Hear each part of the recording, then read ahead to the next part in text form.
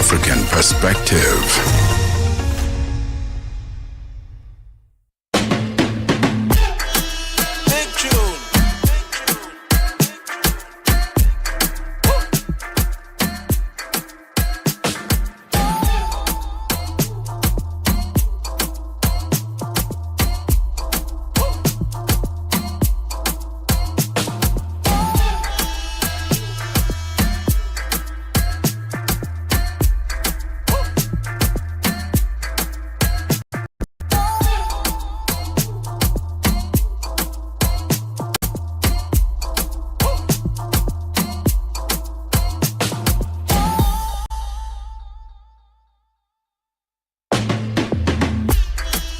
Swahili, Chinyanja, French, and Portuguese. On Channel Africa, the place to be if you want to get news, information, and entertainment from that wonderful African perspective.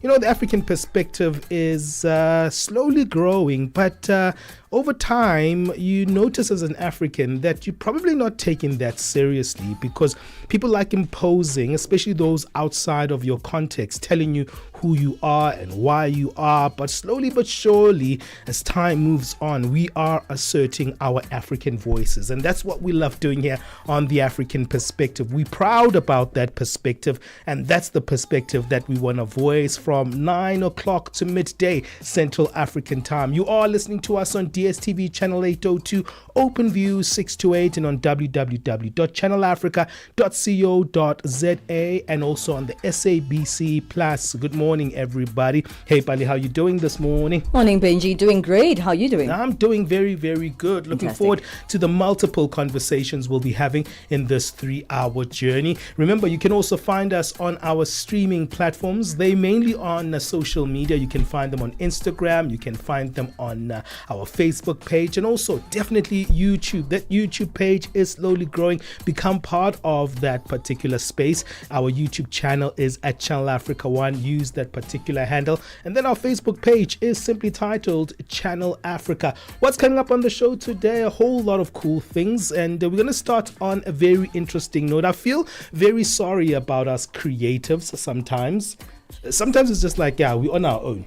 Yeah, there are a lot of expectations from creatives, you know, to show up, to be entertaining, to be informative, and all these things that are part of the creative economy, right? Yeah, and you know, the thing about it is that at times we are left to our own vices, and there's this thing that, you know what, is always imposed and boxed to us as creators, which is called the hustle culture. Guys, push hustle, push harder. Hustle, guys, push you have harder. To make a little bit more money. Keep going. You guys are fine, you know. And Aninda Vet, an advertising industry veteran, a business consultant, and client relationship lead at Catch Studio, says the reality is leadership across industries and sector keeps pushing for more, faster and better without considering the human costs. It's against that backdrop that Devet is challenging outdated leadership norms and redefining what it means to lead in the creative space. We'll chat just in a few minutes with Anine. And then we've got our In the Cubicle feature. I love this feature. This is when we look at just navigating work, navigating the hustle actually, and just, you know, finding a good space for yourself in the workplace and understanding that where you can be featured and how you should responsive to certain scenarios. And today we're going to be speaking to something that is today Happy International Human Resource Day. I don't know if you can actually relate to that one. Well, not personally, but I get it. I mean, I've engaged with human resources a number of times in my life. I haven't at all. The only time I really engaged with HR is either they employ me or not, or whether they fire me. That's enough engagement.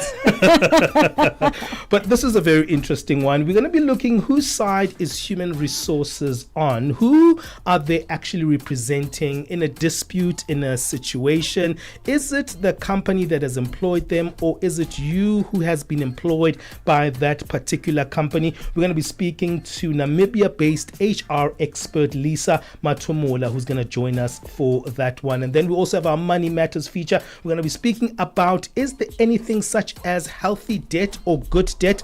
And yeah, we want to get your thoughts on all those issues. And how we can do that is by you being a part of our social media platforms. Find us at Channel Africa 1. That's on X, Instagram, TikTok, as well as YouTube. We are live on Facebook as well. Find us there. We are simply Channel Africa. Welcome to On the Move. Let's take the journey together.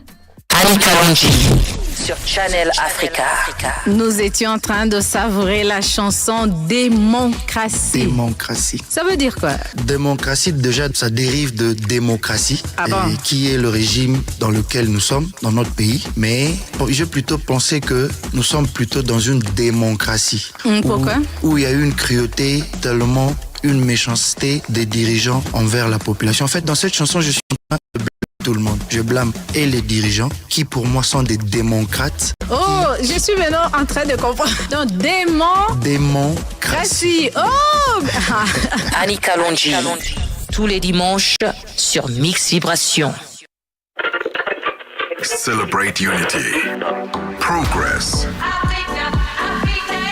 and pride with Channel Africa this Africa Month. Nowhere be like Africa, nowhere be like home. Listen in on SABC Plus, DSTV Audio Bouquet 802, and Satellite Channel PAS 10. Get set and be ready to go. On the Move with Palesa and Benjamin Moshatama. Hey, this is not a woe is us moment, and I'm sure there are multiple creatives listening to us out there. It's actually a very positive conversation. We are in a very competitive environment as creatives, right?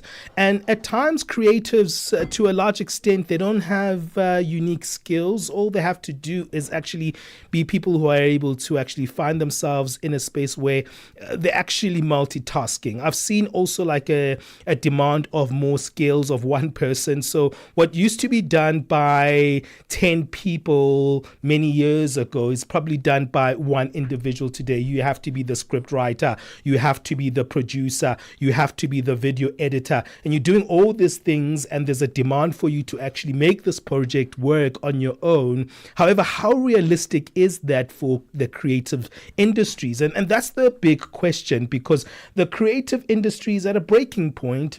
Burnout is rampant in most scenarios, and hustle culture has taken its toll. An Indavet advertising industry veteran, business consultant, and client relationship lead at Catch Studio says the reality is leadership across industries and sectors keeps pushing for more, for faster, for better, without really considering the human cost.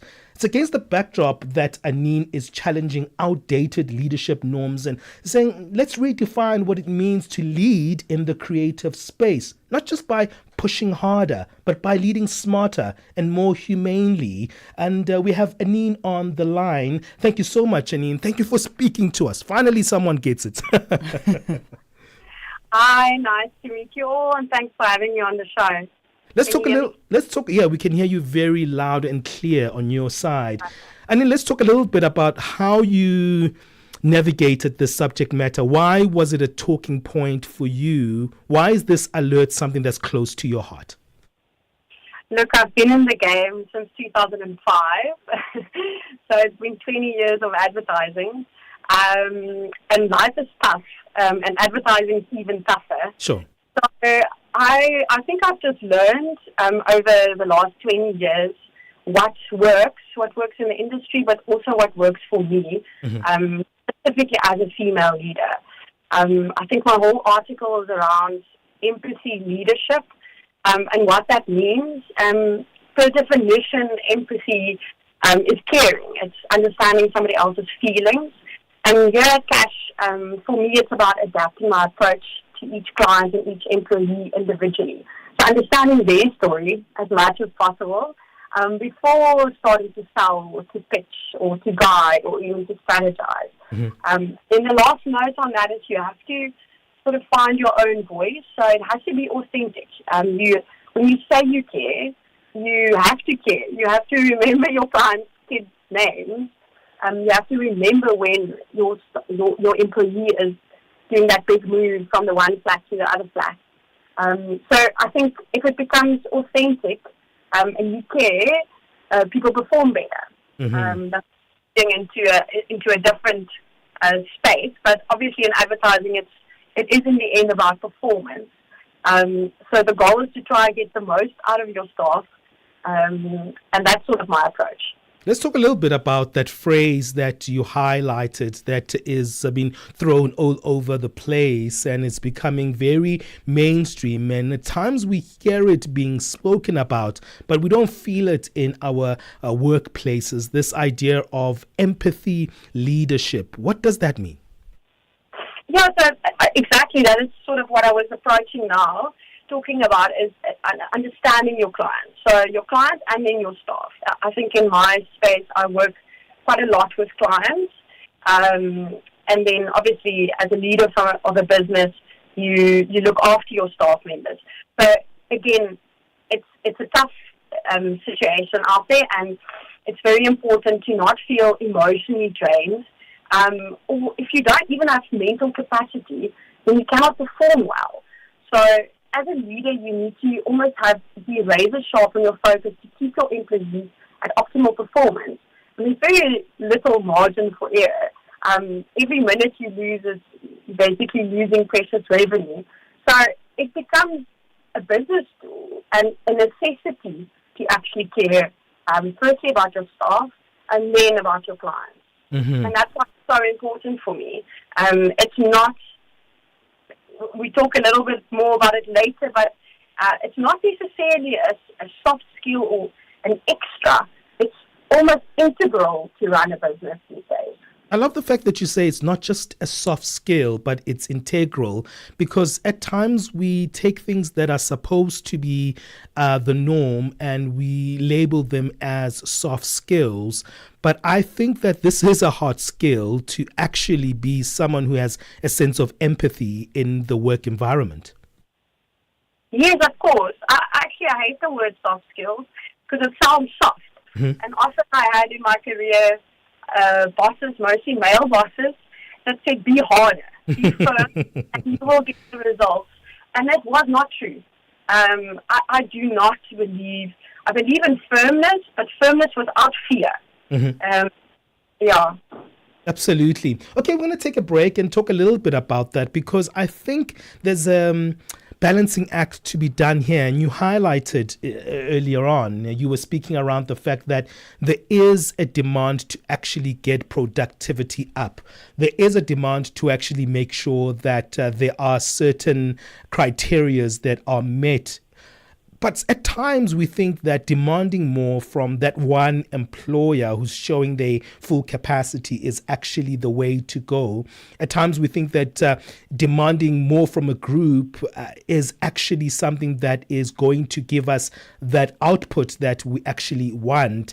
How do we create that balance of the result and also that kind of leadership that you're speaking about? We're joined by Anine de Wet, an industry veteran in advertising, business consultant, and also client relationship lead at Catch Studio. We'll come back to her after this break. It's 20 minutes past 9 o'clock Central African time. This is On The Move.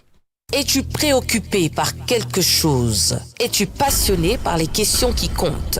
As-tu une voix qui mérite d'être entendue? Eh bien, nous avons la plateforme parfaite pour toi. Téléphone-nous ou fais-nous un WhatsApp au +27 66 408 87 42 et nous te rappellerons. Sois dans la conversation. Salut Channel Africa, ici Beno le diamant rouge aka Binal Export depuis le Cameroun, le pays des lions. Voilà. Sois dans la conversation. Il ne s'agit pas seulement de parler, mais c'est ta chance d'exprimer ton point de vue, de partager tes opinions et de t'engager avec une communauté qui valorise ton avis. Suivez-nous sur les réseaux sociaux, visitez notre site www.channelafrica.co.za et préparez-vous à partager vos points de vue sur Channel Africa, la perspective africaine. 9 to 12 midday, Central African Time. On the Move with Palesa and Benjamin Moshatama.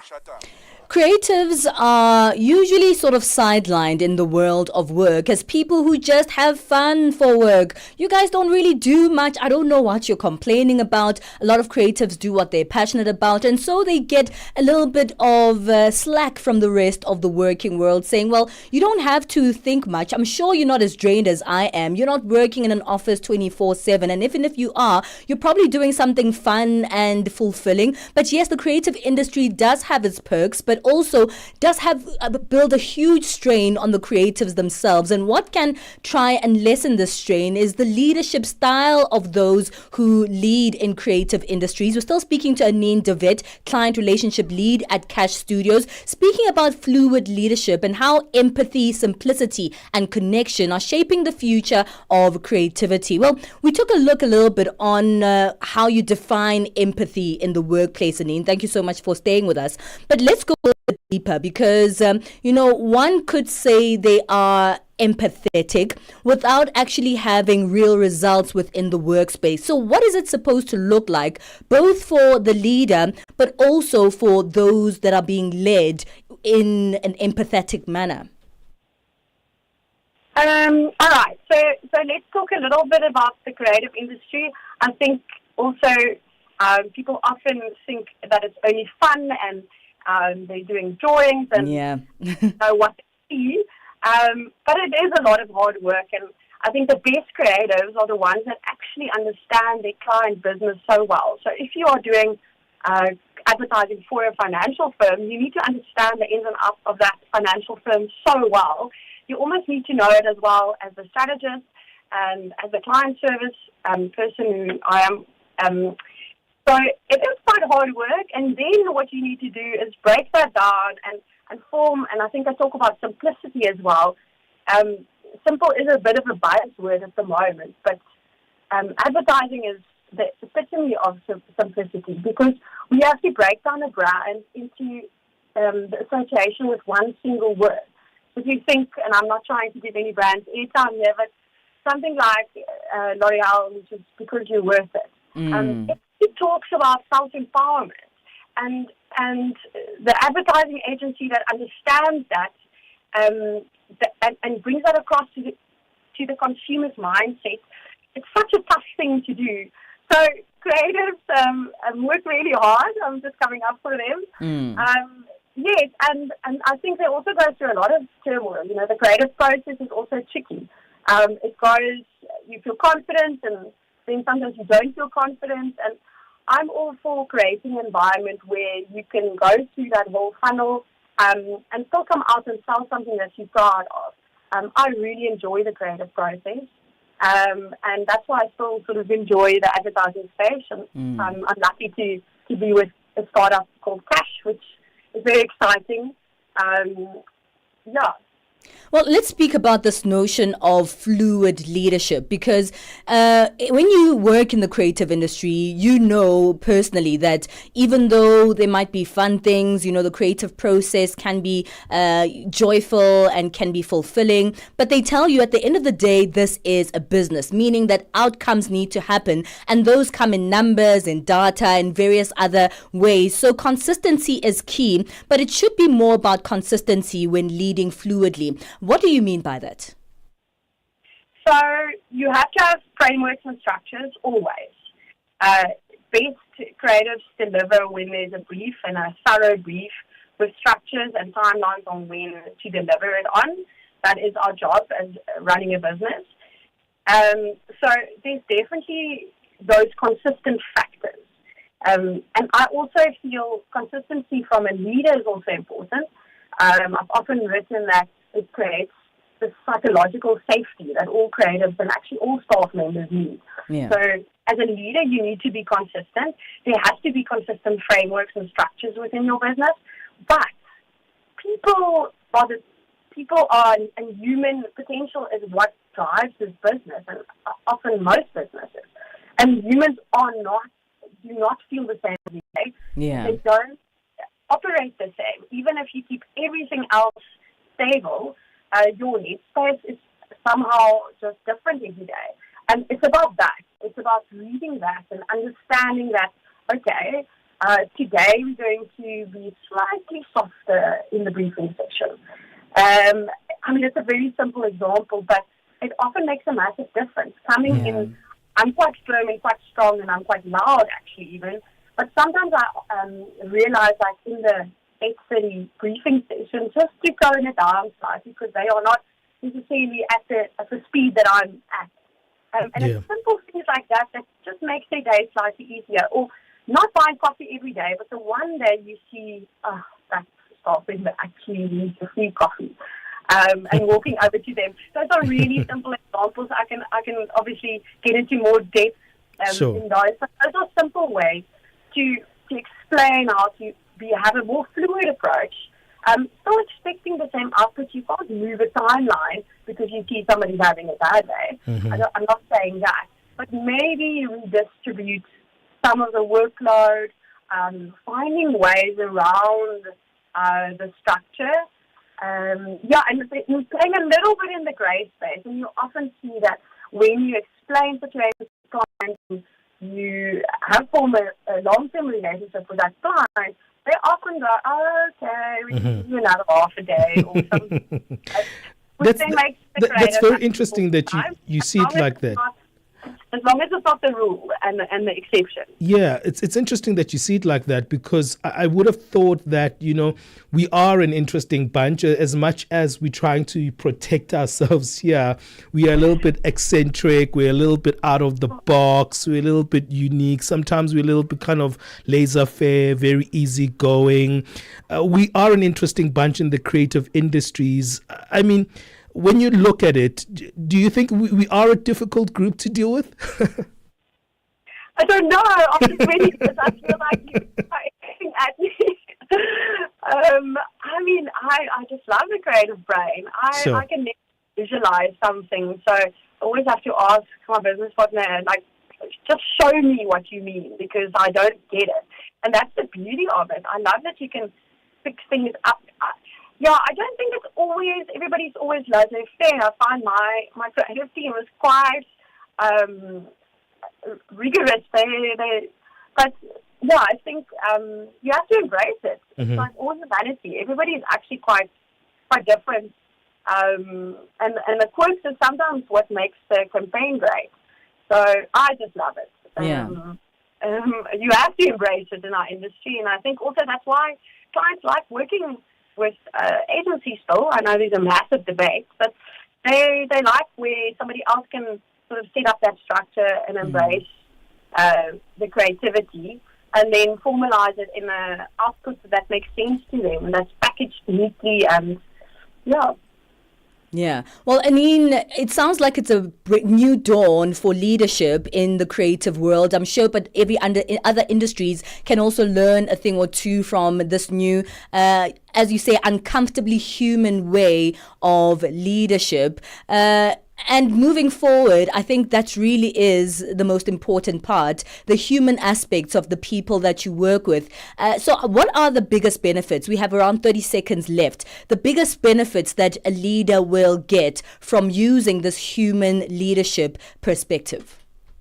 The youth is what makes our business grow and become better. And the youth already practice self-care. They already are not going to, if you push them too hard, they will leave. So the only way to retain good talent is to look after them. And that's what's important for me. I love that. Thank you so much for your time, Anine. It is quite a pleasure. And I think it's a really refreshing perspective that I would wish to see implemented all across the creative industry. That's Anine de Wet, Client Relationship Lead at Cash Studios, speaking to us about the future of leadership, making it uncomfortably human and fluid. It's 9:30 Central Africa time. Let's get our latest sports news. Sports on Channel Africa. The African perspective. And a very good afternoon, or good morning rather, from the sports desk. I am Musibudi Makura with the latest sports news at the Sawa. So the second term of the CAF President Patrice Motsepe continues to rake in financial backing for African football after the launch of a partnership with the European Union in Cairo, Egypt over the weekend. So the 2-year deal, estimated worth over $22 million was announced at a function held at the EU residency in Cairo, Egypt, and will also see the two entities partnering for the Africa Cup of Nations, the Women's Africa Cup of Nations tournament, as well as the CAF Champions, the CAF Schools Championships. Now, European Commissioner for International Partnership, Joseph Sekala, says the aim is to see over 33,000 schools in Africa benefiting from this partnership. We don't talk about the contribution because, this is among the business partners basically to keep certain volumes and data confidential.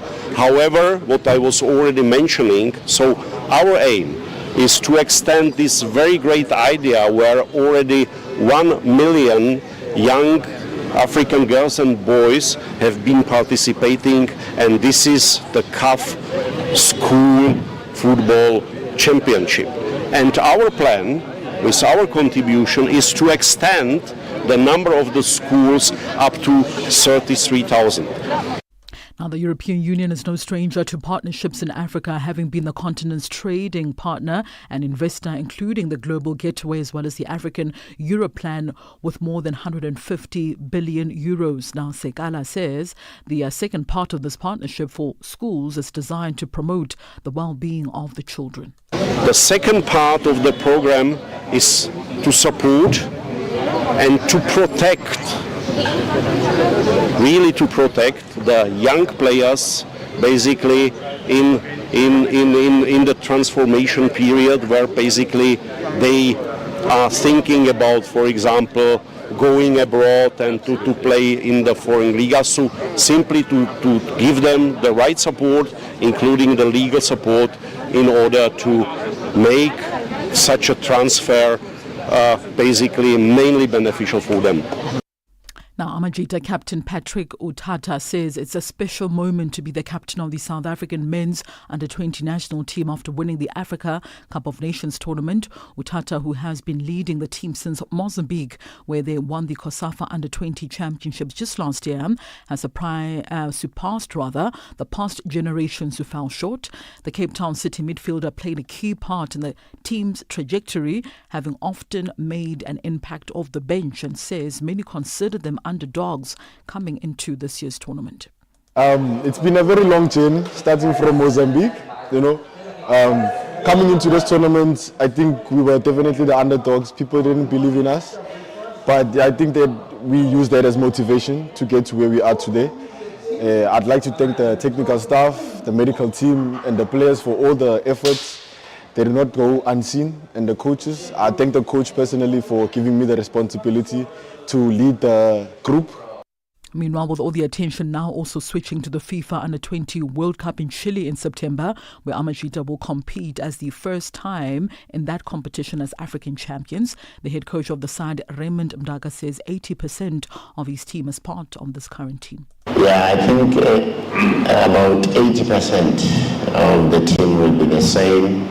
If you check into our team list, we had about only 20 players after we lost the injury, the captain because of an injury. And we also have some players that we could not get because of the league issues at home. But it was something that we were sharing and discussing with them. Therefore, going to Chile, I think there are 4 or 5 players that will be included. And finally, Arthur Ashe Stadium, the US Open Showcase Court, is said to be expanded as part of the $800 million renovation project at Flushing Meadows, with the United States Tennis Association also describing the proposed work at the Billie Jean King National Tennis Stadium as the largest single investment in the US Open history. It includes a plan to increase by about 2,000 the capacity of the Arthur Ashe Stadium, which currently holds just over 24,000 and is the largest tennis arena arena in the world. The stadium is also set to get a new main entrance with facilities inside for fans to be modernized. Further plans also include a new player performance center at Flushing Meadows with expanded indoor as well as outdoor warm-up areas for the players. The USTA intends to fund the renovation project itself, with work to be done in phases between the tournament to minimize any disruption, and also hopes to get the job done by 2027. For Channel Africa Sport, I am Moshatama Makura. Sports on Channel Africa. The African Perspective. Hey there, this is Palesa, part of the dynamic duo that gives you on the move right here on Channel Africa from 9 a.m. to 12 p.m. Central Africa time. Well, it's with your help for the past 2 years that we have been a multi-award winning show. Finally, yeah, we're keeping it on the move in 2025. And yes, I'm the other half of the duo, Benjamin Moshatama, and we're going to keep you going with the great conversations. Turn it up. Okay. On the Move comes back in 2025 to give you more of the content that made us a Maldo and to deliver that bold, boundary-pushing content that you love. And of course, giving you a ride through the 3 hours of news, views, and entertainment. Every weekday from 9 to midday Central African time, right here on Channel Africa. The African Perspective. Cool. Let's go. Benjamin Moshatama and Palesa on the move.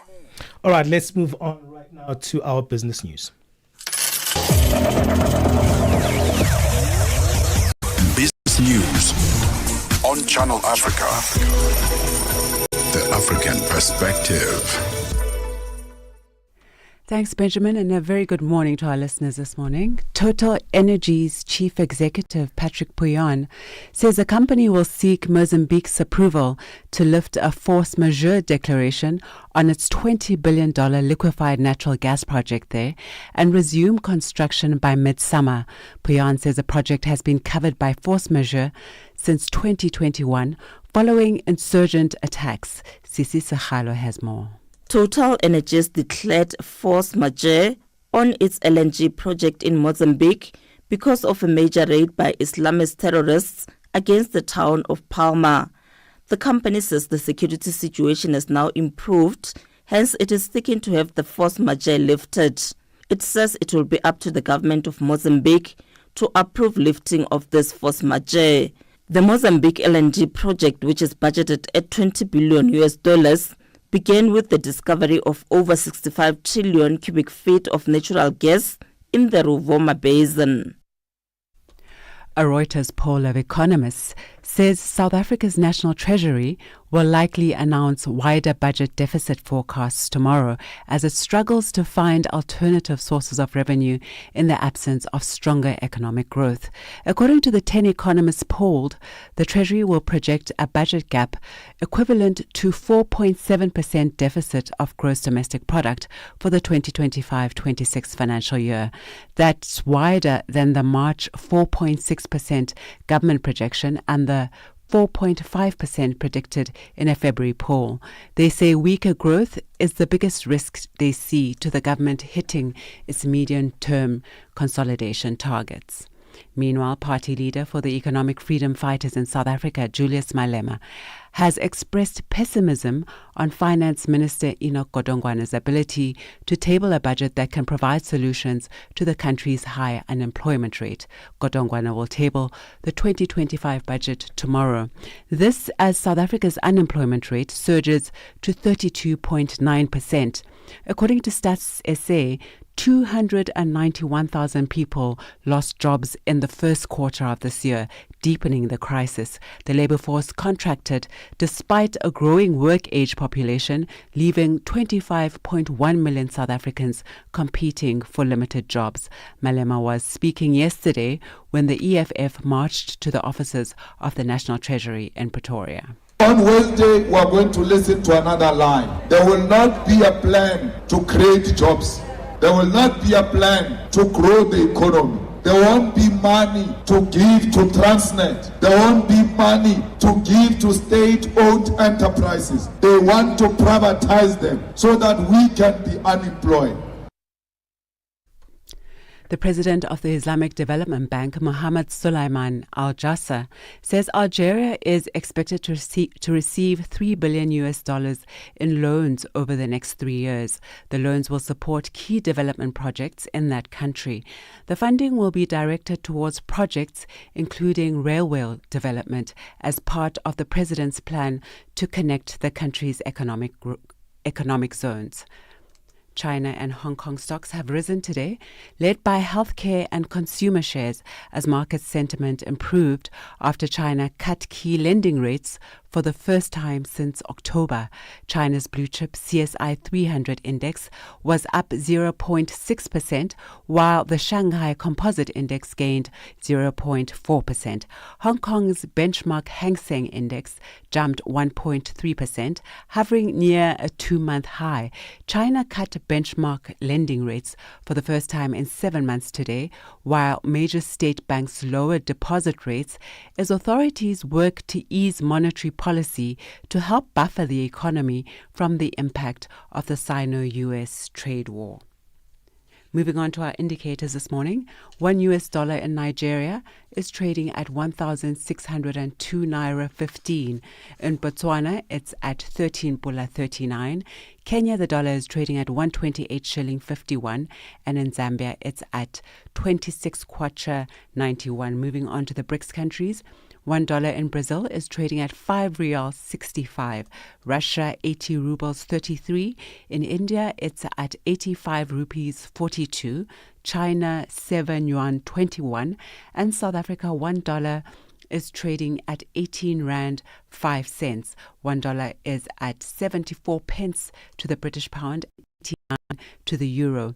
Taking a look at the commodities this morning, gold is trading at $3,210 and platinum at $998 per ounce, while the price of Brent crude oil is at $65.47 a barrel. And those are the business news this morning.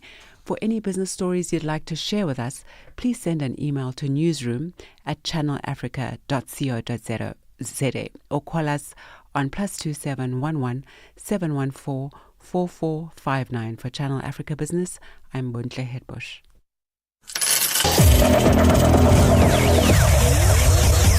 Business news on Channel Africa. The African perspective. Hi there. Do you want to elevate your business and give it a voice in South Africa and Africa as a whole? Well, in that case, let Channel Africa make this a possibility. Channel Africa is willing to advertise your business for as little as 30,000 rands or $1,719.18. To get access to these great rates, send all requests to mukwenata@SABC. That's MOKOENATA@SABC. Channel Africa, the African perspective. Benjamin Moshatama and Palesa on the move. That unite 1 billion people. We have been there through every shift, every milestone, and every triumph. Not just reporting history, but shaping the conversations that define Africa's future.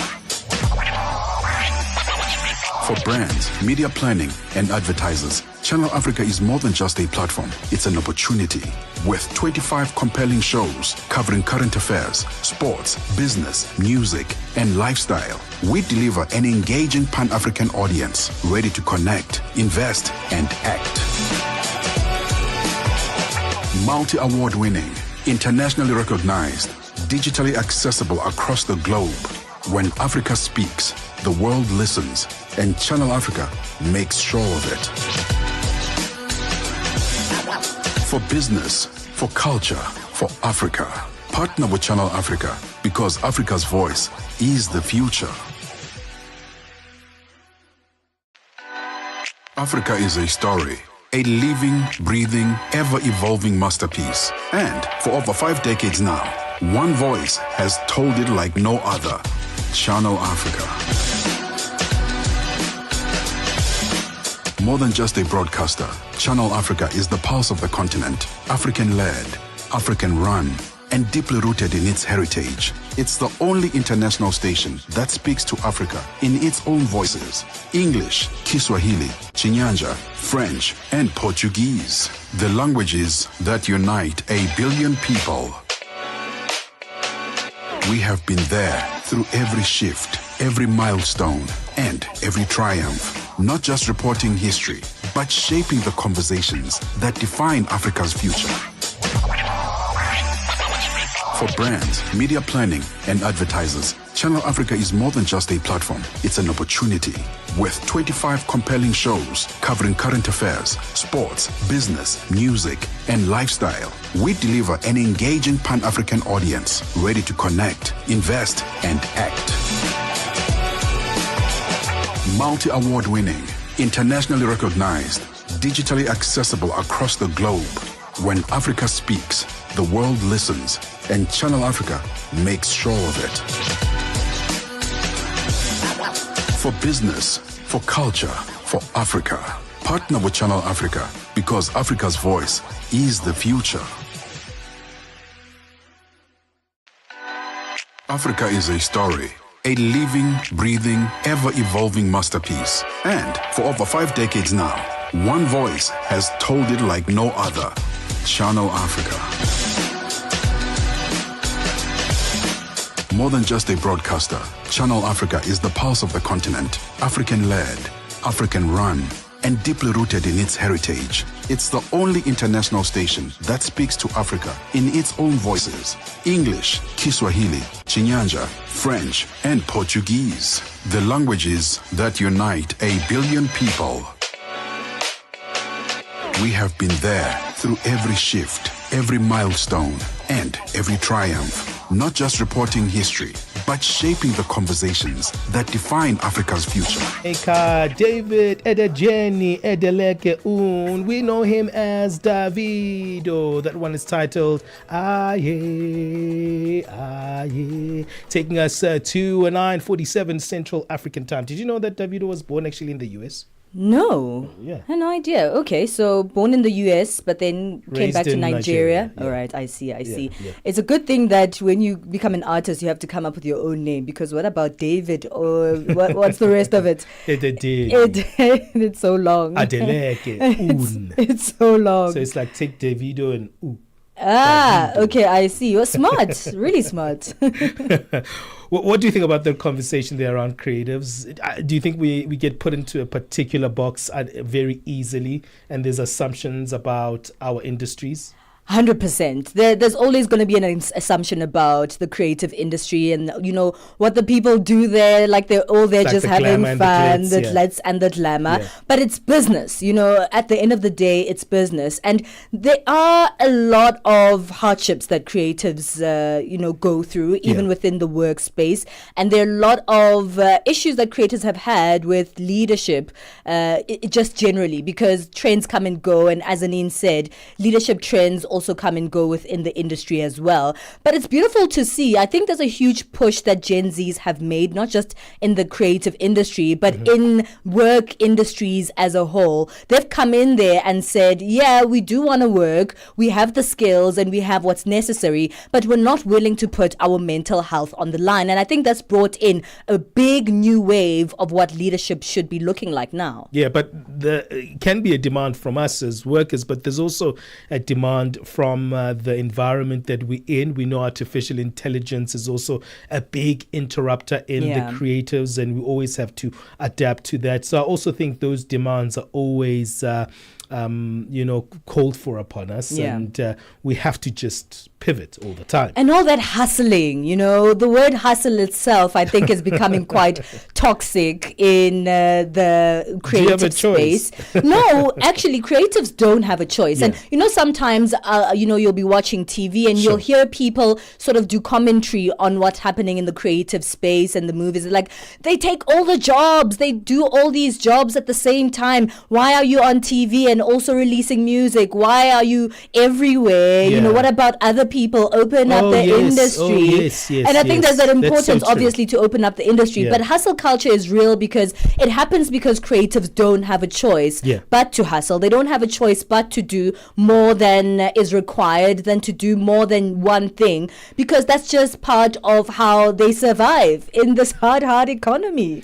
Yeah, definitely. Well, what's your take on that one? The struggles that we face in terms of the work that we do as creators. Maybe you're an actor, maybe you're a script writer, maybe you're a producer, maybe you want to enter into the creative industries. Is it difficult for you to come into that environment and into that space? Let us know on our live stream. I see Widi Blair Mpembenji is there, as well as Yoms Junior Harry. Thank you for joining us there on our live stream. Remember, let us know where you are listening to us from, wherever you are listening to or watching that particular stream. We want to hear from you. Hey, tell us as well, what are you finding as a big challenge in the creatives? How are you pivoting? Do you feel like there's a demand for you to actually hustle all the time? That WhatsApp number is +2763 406 9126. +2763 406 9126. It's 51 minutes past 9 o'clock Central African time. 9 to 12 midday Central African time. On the move with Palesa and Benjamin Moshatama.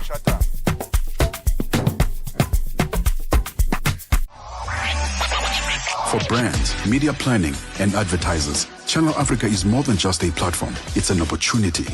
With 25 compelling shows covering current affairs, sports, business, music, and lifestyle, we deliver an engaging Pan-African audience ready to connect, invest, and act.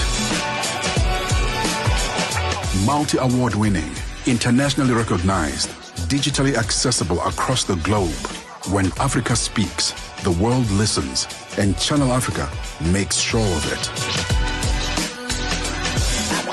For business, for culture, for Africa, partner with Channel Africa, because Africa's voice is the future.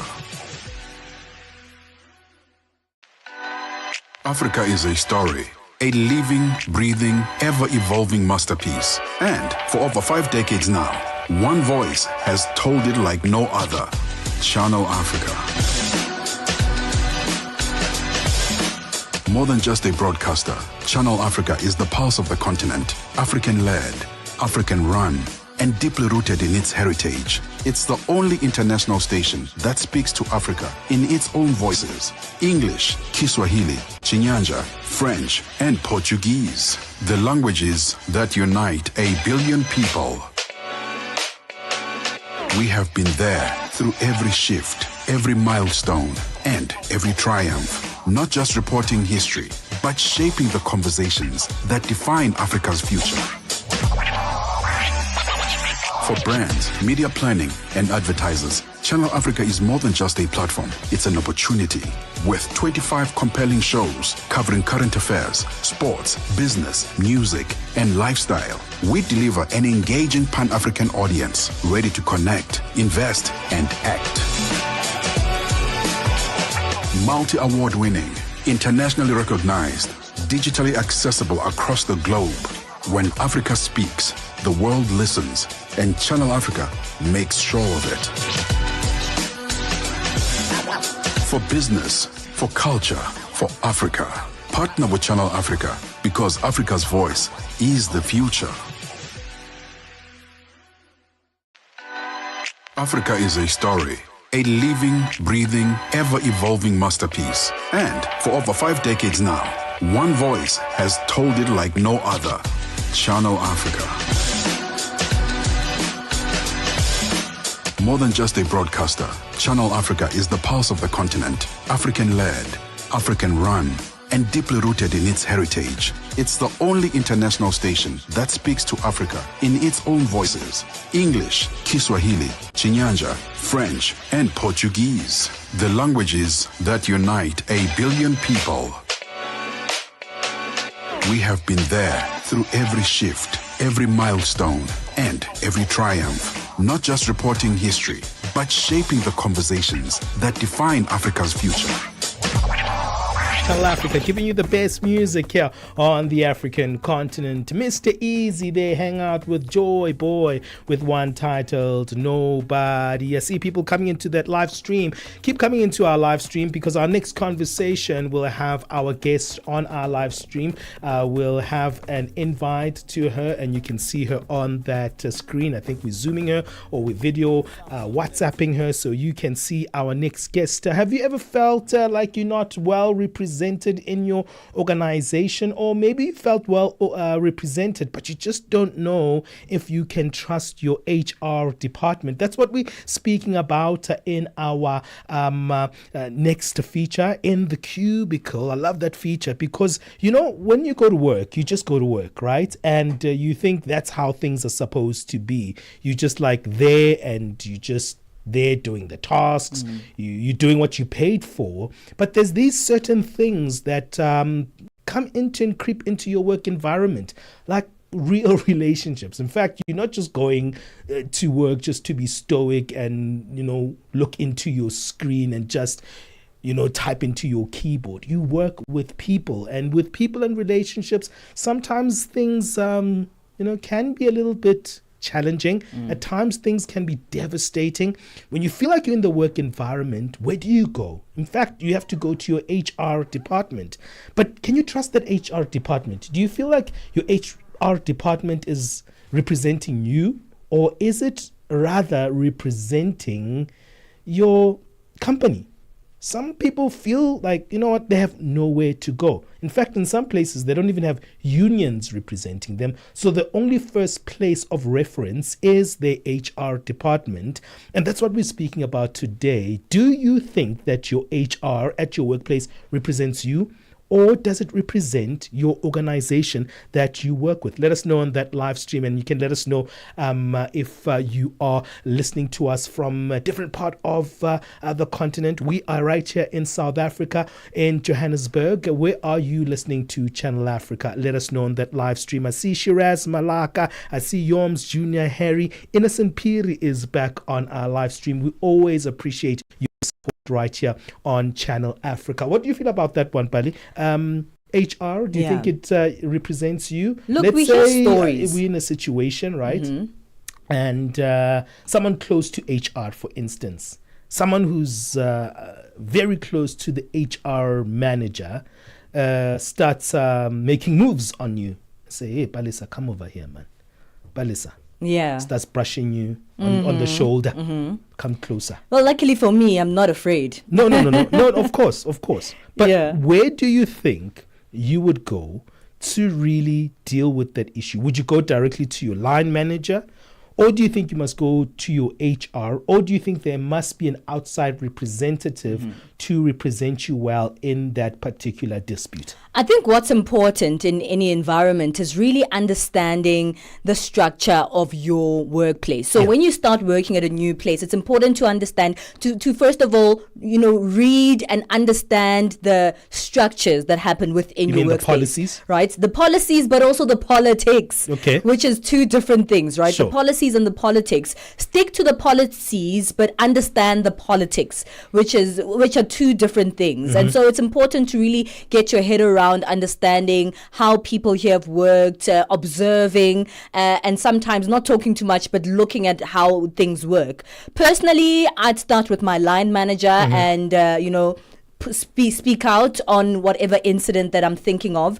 And if things have to escalate to HR, I don't mind taking it there. Because if you follow the policies, you should be able to hold everybody accountable. So from the beginning of your process, even if you start at the line manager, you make sure that you have evidence, right? And that's the thing. You have to have a paper trail. It's one of the first things I learned when I started working my first job. And I was taught, if you have something, a grievance, and you have something that's important that you need to communicate, make sure you don't communicate somewhere down a passage where you don't have any evidence on that communication and how it went. Absolutely. Have a paper trail, use the emails, use other avenues that you have to make sure that you can hold people accountable in whatever structures that you use. Or that was a very long answer to a very short question, and I don't think you answered my question. I said I'd go to the line manager. Do you think that's a good representation?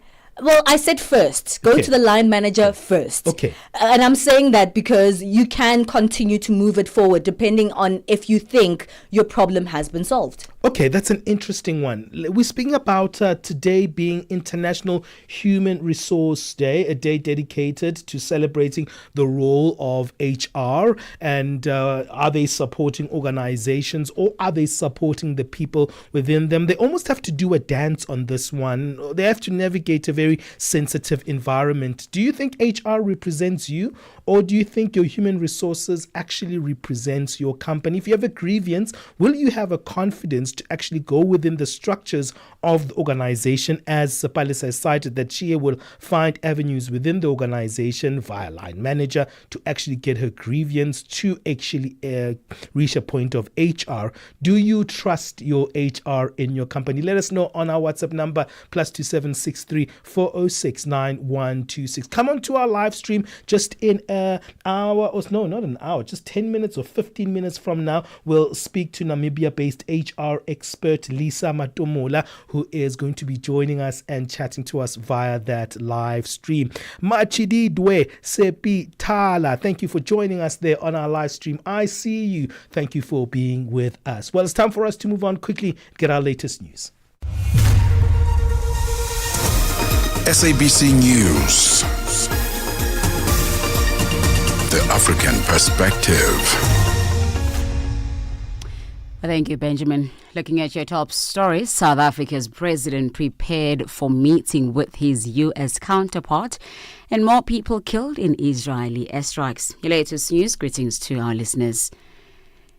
The spokesperson for South Africa's President Vincent Magwenya says President Cyril Ramaphosa is highly enthused, prepared for this moment, and looking forward to meeting U.S. President Donald Trump at the White House tomorrow. President Ramaphosa landed at Joint Base Enders just outside Washington and is expected to receive briefings from various ministers who have also arrived to support his engagement in the United States. Sharon Bryce-Pierce reports that the details of the Wednesday program will become clearer later in the day. President Ramaphosa was expected to receive a comprehensive briefing from various ministers, including Ronald Lamola of International Relations, who was expected to arrive in the USA directly from bilateral meetings in France and the Netherlands. While there are a number of vexing issues, including the Afrikaner refugee matter, the delegation is laser-focused on moving the economic relationship forward, either within the AGOA framework or ironing out the beginnings of a fresh bilateral agreement in the context of the well-established transactional nature current occupant in the White House prefers. Trade, Industry and Competition Minister Parks Tau is expected to be central to those discussions as well. Meanwhile, it is unclear whether South Africa's minister in the presidency, Nkumbuzo Ntshabeni, will succumb to Solidarity Union's demands for an apology over her allegations that it is spreading misinformation. The union has launched legal action against Ntshabeni for making the allegations in a media statement in March. The minister accused Solidarity and lobby group AfriForum of conducting a misinformation and disinformation campaign during her joint visit to the U.S. in February. The minister is left with 6 days in which to apologize and retract her statement or face further legal action. Solidarity Deputy CEO Anton van der Bijl explains. There's some criticism to the fact that we are busy with the misinformation campaign, and then when you ask where's the misinformation, they tell us, no, we don't know, but don't tell that to the international community. That's not good for South Africa. So the question is, can we speak to international communities regarding what's happening in South Africa, and is that called misinformation? No, it's most certainly not. We can, as a civil organization, talk to international role players and hope for a better South Africa, and to the critics, show us the facts where we stated any misinformation internationally. Tanzania's main opposition leader Tundu Lissu has told his supporters to have no fear. Lissu appeared in court yesterday on treason charges. Their cases have been postponed to the 2nd of June. President Samia Suluhu Hassan has meanwhile warned foreign rights activists against interfering in the country's politics. The chairperson of the East Africa Law Society Rule of Law Committee, Evans Ogada, explains. what he is alleged to have been said, juxtaposing that to the charge of treason, it is really something that does not add up. Even with local law, that appears to have been a little bit an overkill. So it must also be remembered that Tanzania is a member of the East African Community Treaty, which pegs human rights, rule of law as part of the principal provisions that they have to oblige with under Article 6 and Article 7 of the treaty. Those provisions alone will frown on this overkill, charging somebody for treason for simply saying no reforms, no election. The Nelson Mandela University in Gqeberha in South Africa's Eastern Cape Province is celebrating Africa Month with a series of lectures and cultural exhibitions. May the 25th is Africa Day, which is celebrated annually. It is a celebration of the transition from the Organization of African Unity to the African Union. Keynote speaker at the opening ceremony for the week-long program is South African Human Rights Commissioner Professor Tshepo Mahlingozi. The fact of the matter is that in South Africa we have not done the work of reparations. We haven't, colleagues. The AU talks about a framework of reparations. Let's start with the definition of reparation, and I quote from the concept note for this theme. It says, reparation must be adequate, must be effective, must be prompt, and should be proportional to the gravity of the violation. Lastly, medical workers in Gaza say 30 people have been killed in Israeli strikes in half an hour in Gaza. This as Israel presses ahead with its renewed offensive against Hamas. Earlier, the leaders of Britain, Canada and France condemned the military operation. The BBC's Yolanda Now. The strongly worded statement by the UK, France and Canada marks one of their most significant criticisms of Israel's handling of the Gaza war. Countries say they've always supported Israel's right to defend itself against terrorism, but call its latest military escalation wholly disproportionate and the decision to let only a basic quantity of aid into Gaza wholly inadequate. The leaders threaten concrete actions against Israel over Gaza and targeted sanctions over its settlement expansion in the occupied West Bank.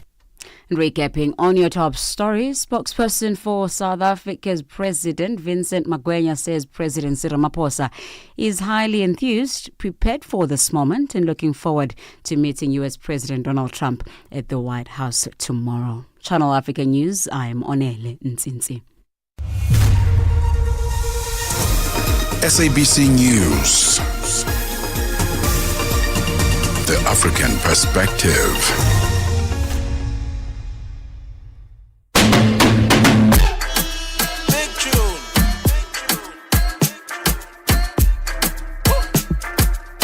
For brands, media planning, and advertisers, Channel Africa is more than just a platform. It's an opportunity. With 25 compelling shows covering current affairs, sports, business, music, and lifestyle, we deliver an engaging Pan-African audience ready to connect, invest, and act. Multi-award winning, internationally recognized, digitally accessible across the globe. When Africa speaks, the world listens, and Channel Africa makes sure of it. And of course, we can be found on the SABC Plus app, another great way to tune into Channel Africa, where you get that African perspective. We're going in the cubicle in this hour of the show. That's the feature that looks at the world of work, what's going on in the workplace. And there's a very integral part of the workspace, any workspace, that is a bridge between the employer and an employee. It allows the employee to come into the organization. That's where you usually get vetted to see if you are good enough, essentially, to work in that particular place, if you are qualified to do the work that you do. But it's also a place that you should be able to go in and out in order to resolve whatever issues, or even just go there to better understand your roles. That is human resources, also known as HR. Today is International Human Resource Day, and there's a tricky relationship when it comes to human resources, because as you go in and out of different organizations, or even within your own organization, and you come across a grievance, Do you know whether or not HR is on your side? Is it really on the side of an employer, the employee, or is it a middle point where both people can converge, or both sides can converge and solve an issue? We're finding out the answer to this question. Whose side is HR really on in this hour of the show? We'll be chatting to Namibia-based HR expert Lisa Matomola to chat to us about this. She's also an HR expert, so maybe we'll get the answers to the questions that we have in this one. We could move on to our Money Matters feature, another huge favorite where we take a look at our personal finance world. And we're speaking about debt. Yeah. It sounds like a bad word, right? Debt sounds like a really, really bad word because it's been associated with, poor financial knowledge. It's been associated with going down a deep, deep hole that you're unable to get out of. But there is such a thing as good debt. You might have heard of it, but you really can't put your finger around how you use good debt, or you can use good debt in your life. We're going into that one in our Money Matters today, and we'll be chatting to financial experts to help us really understand the world of debt and how we can use good debt to our advantage. So all of that coming up. Hey, if you are in our live stream, stay put, and we're about to allow our guest who's coming up into that live stream. That is Lisa Matomola, who is a Namibia-based HR expert. Today we are having that conversation that Palesa did. Which side is HR on? Is it us, the worker, or is it the organization that we work for? So yeah, man, we want to find out a little bit. That's part of our In the Cubicle feature. Let us know your experiences of HR on our WhatsApp number +2763 406 9126. So you can let us know, maybe you've had a dispute and you are actually were disappointed by HR and how they dealt with your matter, or maybe you had a positive experience. We'd like to know. Remember, you can still also comment in our live stream. Thank you everyone who's on our live stream. We really love having you there as well. Elamino Ngolomi, Joshua Siame, Owen Samuel Piri, a lot of Piris coming in there. Thank you all of you for being here with us. And yeah, it should be a good one. We're going to the cubicle and we'll have Lisa on the line. Darubini ya Afrika na I am Henry Shakif.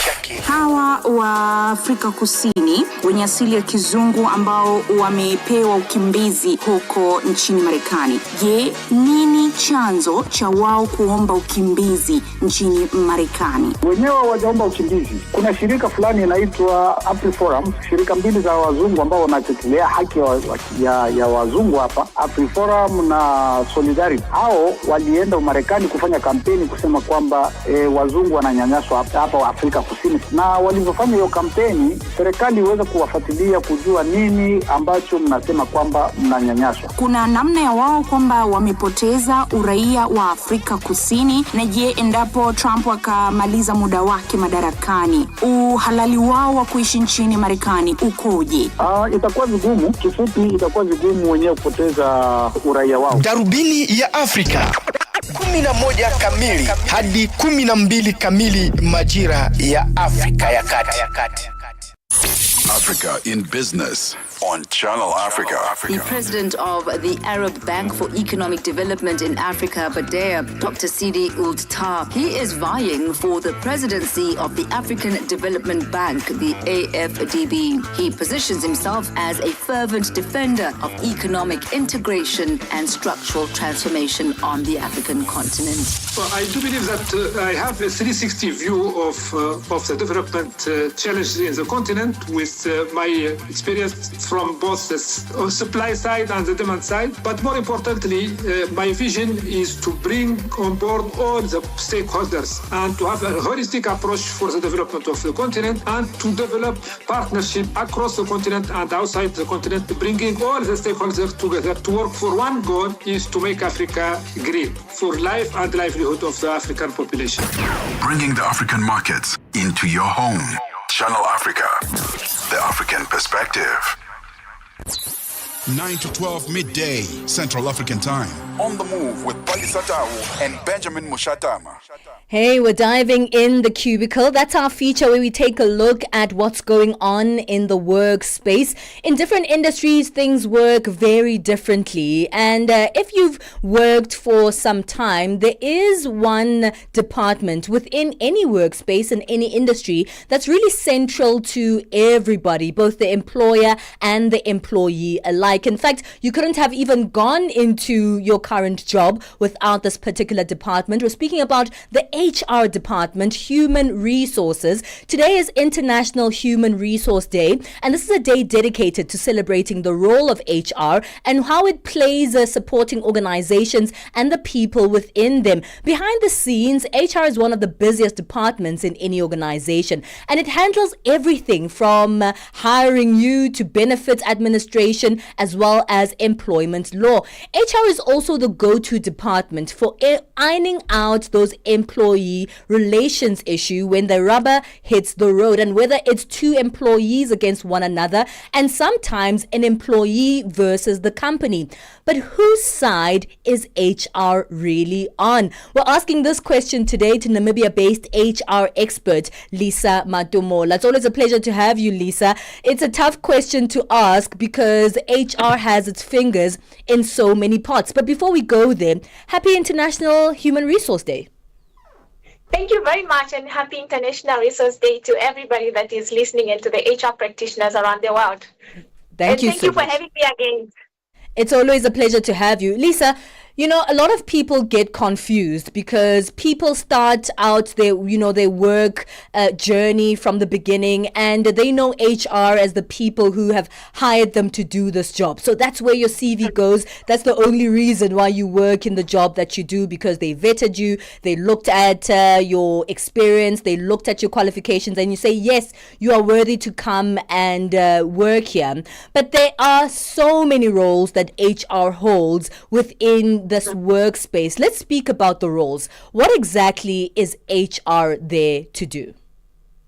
Thank you very much, Palesa, for that good question. So HR is responsible for various reasons. You just mentioned from talent acquisitions, but what I'll put in short is that the whole entire employee experience, and also driving to ensure that the environment is also conducive. I was just reading before I came here, various countries celebrating International HR Day, saying that not all heroes wear caps, but HR shapes culture. So this is where HR comes in. They ensure that from the time you get in contact with the organization, that journey is smooth to the time that you leave as an employee. And if you, for instance, a new graduate, you just recently completed your studies, you gain the experience. So are you getting the exposure? Are you getting feedback from your managers? What is the company doing in terms of career progression within the organization, career development plans? Is the environment conducive? Are you paid according to the HR policies? Is the company compliant? As an employee as well, what is your responsibility that comes with your work? So there's quite a lot of work around the whole employee experience, the employee journey, and until to the time that they leave, so that they can also become leaders outside. So the training and development, the compliance, the remuneration, the benefits, the performance management, a whole lot of other stuff that I can talk about, but mostly I'll summarize it as the employee and leadership experience, because it's a relationship. Yeah. Well, speaking about the relationship, most employees have two major times where they have to instill that relationship with HR. The first one I mentioned, when they get into the organization. And if you're just around doing your work, we usually don't interact much with HR, which may be a problem that we'll talk about later. But another huge part where you have to engage is if you have a grievance. And that's usually the second or the only time where people, interact with HR. Let's speak about that. What should be taking place when one has a grievance? And I want us to look at this from two sides, because there are two kinds of grievances. One that you may have with another employee, and one that you may have with the company itself. Yeah. Thank you very much. And those are common, when it comes to some companies would say labor relations, employee relations, grievance, they are common in the workplace, but they are also centered around HR policy. So every organization needs to have a code of conduct, needs to have an employee relation policy in the workplace. At times employees are charged and what I would say before they get to the grievance side, it's always important for HR practitioners to make sure that employees are inducted, because the moment somebody joins the company, they need to know what is expected of me. The same way Christians have the 10 commandments, it's the same way that employees need to be guided. Because if I come to work drunk, I wouldn't think it's something unusual because I just think I had one too many, and I can still do my job without not. But for an organization, it might be a safety issue to say, maybe if you work drunk, if something happens to you in the workplace and you are under the influence, we will be seen as negligent. So we are also not taking care of you, so we can charge you. But the beauty about employee grievances is that they can come both ways. So an employee can also lodge in if they are not happy, if they feel they are not mistreated, they are not treated equally, fairly. And I think most of the time employees don't have that insight to mention that they too have a voice in the workplace, and that's why it's called employee relations. So if they are not satisfied about something, we've seen recently, especially in our own country, Namibia, with the new minimum wage being introduced. So those that are feeling that they are underpaid or they're not paid above or at the minimum wage, then stop working. They're down to, and the importance of having. Lisa, I'm going to stop you there. We need to take a break and then we'll come back. I wonder if you'll be able to answer this question in an unbiased manner, because you are an HR expert as well. But whose side is HR really on? Keep that in mind. We're taking a break and we're coming back to you. Join our live stream. We're on Facebook, simply Channel Africa. Parlez-vous couramment le français? Êtes-vous passionné par la radio? Et êtes-vous qualifié pour travailler en Afrique du Sud? Envoyez-nous votre CV et votre 3 minutes démo en MP3 à @channelafrica.co.za pour avoir une chance de rejoindre la famille Channel Africa. Si vous n'avez pas de réponse après 14 jours, cela signifie que vous n'avez pas été retenu. Channel Africa, la perspective africaine. Benjamin Moshatama and Palesa Move. It's 22 minutes past 10 o'clock Central African time. Can't believe we're already in the second hour of the show, and we are speaking in our In the Cubicle feature on the issue of whose side is human resources on. Is it on the side of the employer? Is it on the side of the employee? And we want to get your thoughts as well on that one. +27634069126. Tell us what you think about this one. And we are seeing our guest on our live feed. That is Lisa Matumula, looking very HR, looking very representative, looking very smart in that very live stream. So thank you for joining us on that live stream and chatting to us on this one. Let's be honest. As an HR expert, you are caught in the middle of a dispute. And yes, the big thing is that you have to take care of the employee, but also as someone who's been employed, you also have to navigate the interests of your organization. Is it difficult to do that?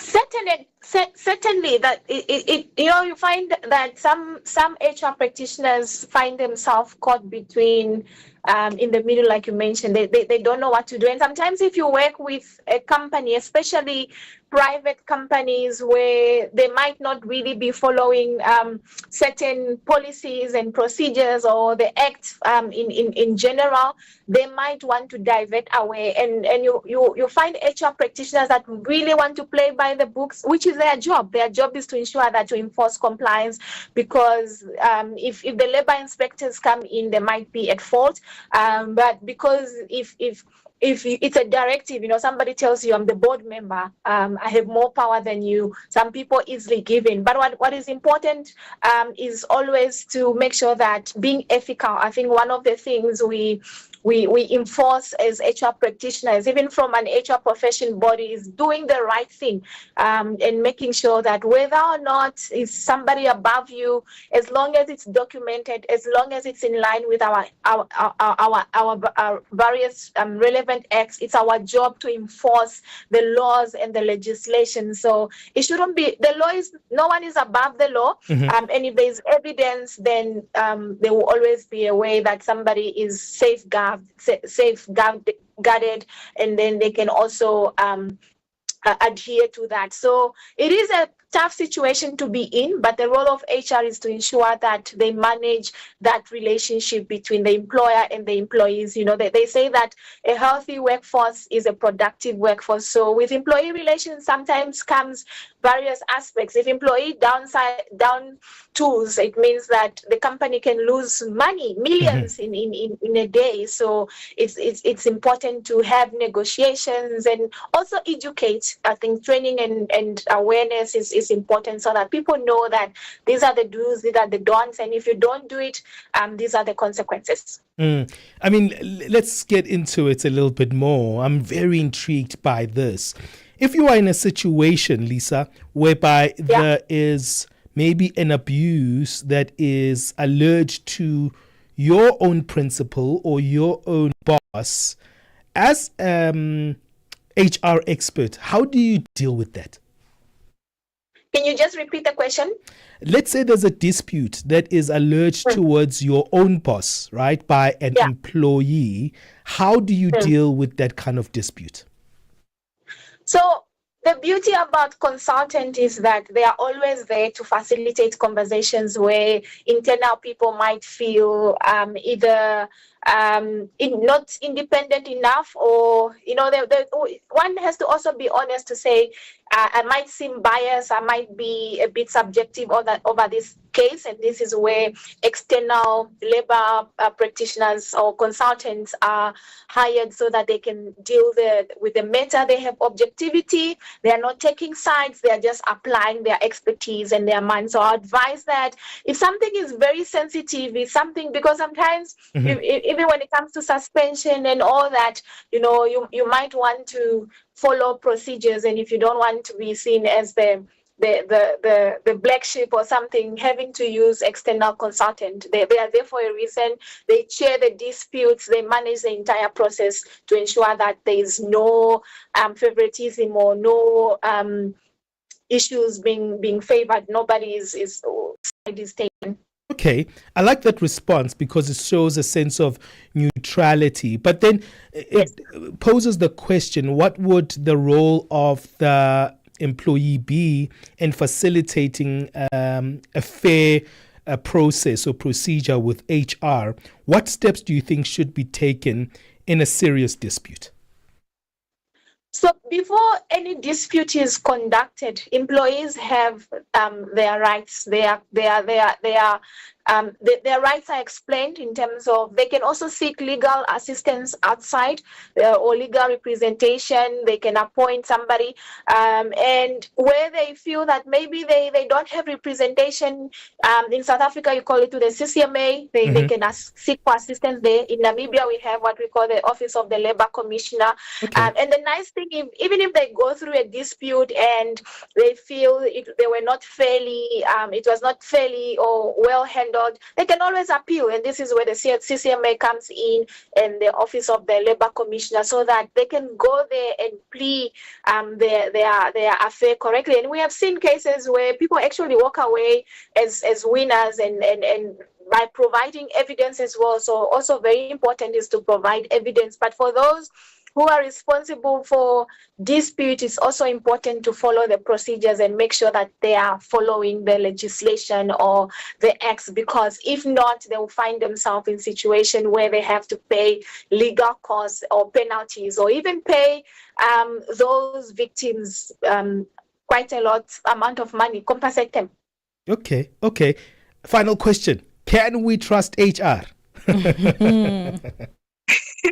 You mentioned that I might be a bit biased, but for me the answer is yes. There are HR practitioners there that are ethical, that are for the employees and the employers as well. Why should you trust HR? HR is there to make sure that they don't take a side. As an employee, you're taken care of. As an employer, they also complying with the laws and the legislation. What matters is just the communication and building that relationship, because sometimes we judge before we even engage. So being informed helps. Well, somebody wrote a book signing for me earlier this morning, and they say being informed is equivalent to being empowered. So for those of us that feel we don't understand the role of HR, always consult and engage. They are your internal stakeholder. They will tell you where they come in and where they end. But also for HR to be visible in organizations and to make known what their roles and responsibilities are. Be a partner both for employees and employers. Employees have to be in their best capacity so that organization can be making profits, and that way everybody is happy. All right. Thank you so much. We have to leave it there, Lisa. Just in 10 or 15 seconds, where can people find your expertise online if you have any? I'm on LinkedIn, active on LinkedIn, Lisa Matomola, and also on X, Lisa Matomola as well. Lisa, what tribe are you there in Namibia? We have Matomolas here. I'm not quite sure if they're Pedi or Tswana, but somewhere there. What tribe are you from in Namibia? I'm from the Zambezi region, so it's close to Tswana. Okay. I actually understand. I understand Tswana. Okay, fantastic. So we are related, me and you. We are one. Yeah, we are family. Fantastic. Thank you so much, Lisa. That's Namibia-based HR expert Lisa Matomola joining us in the Cubicle feature today. It's 10:31 Central African time. What do you think about that one? +27 63 406 9126. Text us and voice note us a little bit more about that one. And don't be shy to comment on that live stream. Hey, we've got Musibudi back, and she's going to let us know the latest in our sports. Sports on Channel Africa. The African perspective. Thank you, Benjamin. So Morocco's under-20 head coach Mohamed Wabi says he's struggling to come to terms with his side's 1-0 defeat to South Africa in the final of the Total Energies CAF Under-20 Africa Cup of Nations tournament, insisting that the Atlas Cubs were the dominant side and deserved more. Now, the North Africans fell to a second-half strike from Khomole Mokekana at the Kara International Stadium on Sunday, bringing an end to their unbeaten run as well as dashing their hopes of clinching a rare continental treble across categories.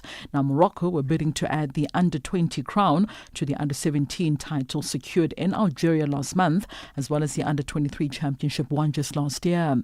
Their 2025 campaign had been near flawless. They remained unbeaten through the group stages, saw off Sierra Leone after extra time in the quarterfinals, then defeated the host side Egypt in the semi-finals. But despite enjoying long spells of control as well as creating multiple scoring opportunities against South Africa, they were undone by a moment of brilliance from Kekana in the 70th minute, whose long-range effort flew into the top corner past Moroccan goalkeeper Ismail Lamami. Now, Wabi, however, refused to criticize any of the players for that defeat. We can also confirm at the Sawa that the South African side, Amajita, have officially touched down at the OR Tambo International Airport, following, of course, their performance over the week where they won the Africa Cup of Nations title, beating, of course, Morocco by 1-0 this past Sunday. Onto this now, the second term of CAF President Patrice Motsepe continues to reckon financial backing from African football after the launch of a partnership with the European Union in Cairo in Egypt over the weekend. Now, the 2-year deal, estimated worth over $22 million, was announced at a function held at the EU residency in Cairo, Egypt, and will also see the two entities partnering for the Africa Cup of Nations, the Women's Africa Cup of Nations, as well as the CAF Schools Championships. Now, European Commissioner for International Partnerships, Joseph Sekela, says the aim is to see over 33,000 schools in Africa benefiting from this partnership. We don't talk about the contribution because, this is among the business partners basically to keep certain volumes and data confidential. However, what I was already mentioning, so our aim is to extend this very great idea where already 1 million young African girls and boys have been participating, and this is the CAF School Football Championship. And our plan, with our contribution, is to extend the number of the schools up to 33,000. Now, the European Union is no stranger to partnerships in Africa, having been the continent's first trading partner as well as investor, including the Global Gateway as well as the Africa-Europe plan with more than 150 billion euros. Sekela reveals the second part of this partnership for school is designed to promote the well-being of the children. The second part of the program is to support and to protect, really to protect the young players basically in the transformation period where basically they are thinking about, for example, going abroad and to play in the foreign ligas. So simply to give them the right support, including the legal support, in order to make such a transfer basically mainly beneficial for them. Wheelchair Basketball Africa President Charles Saunders unpacks just why South Africa wins most of the bids to host continental as well as global competitions. He also reacted to the recent announcement that the first ever Wheelchair Basketball 3x3 Open World Championships will be hosted by the country's Northwest Province from the 1st until the 3rd of August. Well, first of all, it is the support that comes through from radio stations like Channel Africa to get the news out to everybody, and the excellent backup by the community. Without that, we would never be able to do what we do. South Africa, we know, is a sports-loving nation, and it is the destiny to come through to. We have the facilities, we have the people that can organize, and we are the people that feel that to put the step forward is to be able to allow everybody else in South Africa to do the same. Saunders, who's also the CEO of Wheelchair Basketball South Africa, also explains the inclusion of the 3x3 format of the game in comparison to the 5x5. Yes, we're very proud to say that Wheelchair Basketball was the organization that put forward to the world and said, why can we not do 3x3 like the able body does? Why can't Wheelchair Basketball do it? And the world body took about 3 years before they made a decision, and eventually they said, yes, let us do it. Because, number one, 3x3 is a cheaper version of the 5-man game, first of all. Secondly, from a cost perspective, when you're buying wheelchairs, you only have to worry about wheelchairs for 3 people rather than for 12 people on a basketball court. For Channel Africa Sport, I am Musibudi Makura. Sports on Channel Africa. The African Perspective. Hello there. Do you want to elevate your business and give it a voice in South Africa and Africa as a whole? Well, in that case, let Channel Africa make this a possibility. Channel Africa is willing to advertise your business for as little as 30,000 rands or $1,719.18. To get access to these great rates, send all requests to mokoenata@SABC. That's MOKOENATA@SABC. Channel Africa, the African Perspective. Benjamin Moshatama and Palesa on the move. All right, let's move on right now to our business.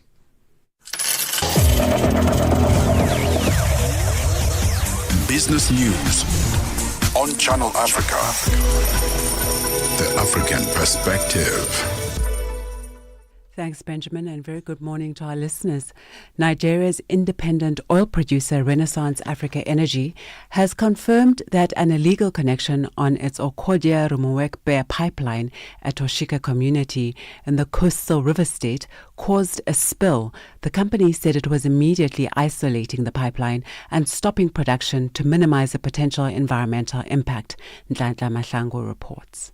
More Mozambique's oil spill marks the second incident this month on the Renaissance Africa energy pipeline and the third across its operations. The company says it has informed government regulators and is coordinating a mandatory joint investigation with them.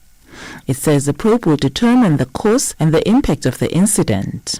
The company, which now owns former Shell Nigeria onshore assets, halted productions on the line feeding from Trans-Niger oil pipeline, a crucial artery transporting crude from onshore fields to the Boni export terminal last Friday.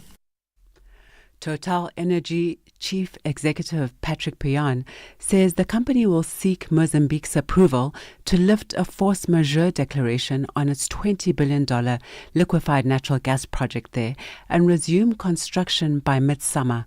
Pouyan says the project has been covered by force majeure since 2021 following insurgent attacks. Sisi Sechalo has more. Total Energies declared force majeure on its LNG project in Mozambique because of a major raid by Islamist terrorists against the town of Palma.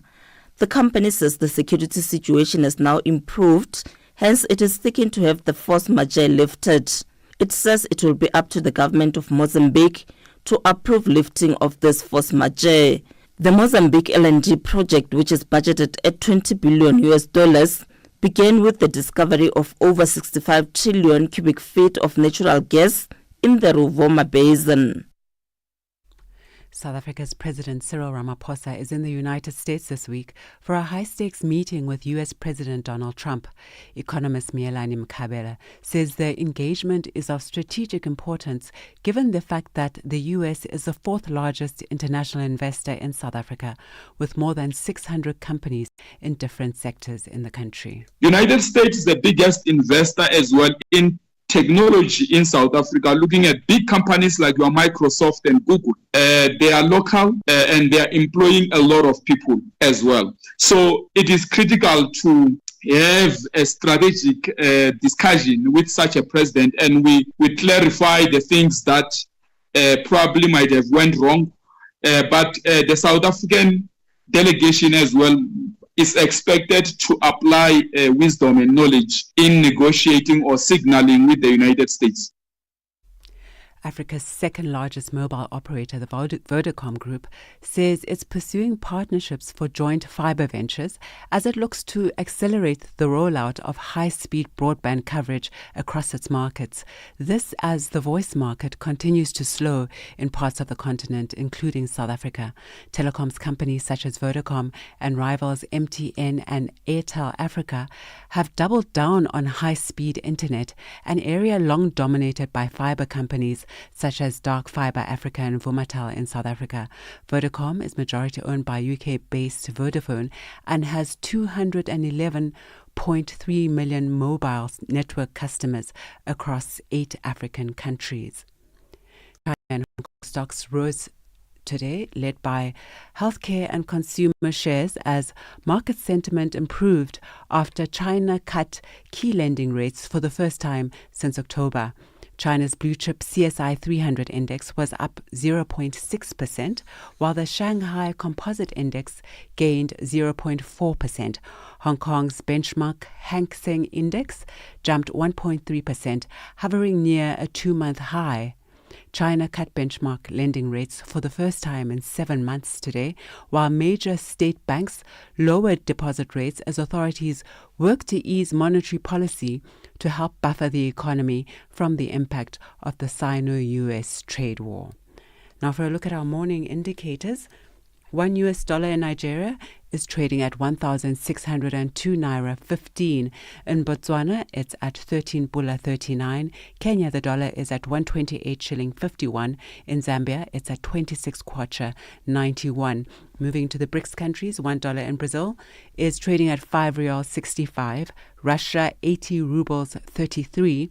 In India, it's at 85 rupees 42. China, 7 yuan 21. And South Africa, $1 is trading at 18 rand 5 cents.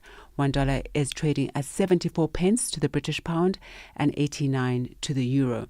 Looking at the commodities, gold is trading at $3,210 and platinum at $998 per ounce, while the price of Brent crude oil is at $65.47 a barrel.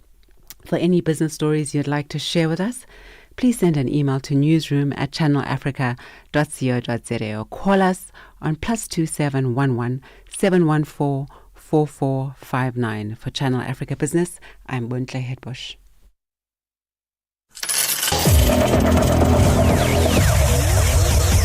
Business news on Channel Africa. The African perspective. It's Channel Africa's birthday month. Happy birthday! Celebrate Africa's voice with us. Catch us on SABC Plus, DSTV Audio Bouquet 802, and satellite channel PAS 10. Benjamin Moshatama and Palesa on the move. My money, my body, now your own. It's over your body. For business, for culture, for Africa. Partner with Channel Africa because Africa's voice is the future. Africa is a story, a living, breathing, ever-evolving masterpiece. And for over 5 decades now, one voice has told it like no other. Channel Africa. More than just a broadcaster, Channel Africa is the pulse of the continent, African-led, African-run, and deeply rooted in its heritage. It's the only international station that speaks to Africa in its own voices: English, Kiswahili, Chinyanja, French, and Portuguese. The languages that unite 1 billion people. We have been there through every shift, every milestone, and every triumph. Not just reporting history, but shaping the conversations that define Africa's future. For brands, media planning, and advertisers, Channel Africa is more than just a platform. It's an opportunity. With 25 compelling shows covering current affairs, sports, business, music, and lifestyle, we deliver an engaging Pan-African audience ready to connect, invest, and act. Multi-award winning, internationally recognized, digitally accessible across the globe.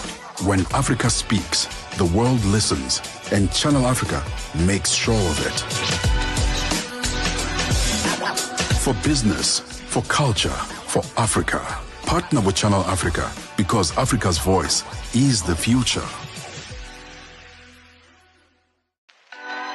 Africa is a story, a living, breathing, ever-evolving masterpiece. And for over 5 decades now, one voice has told it like no other.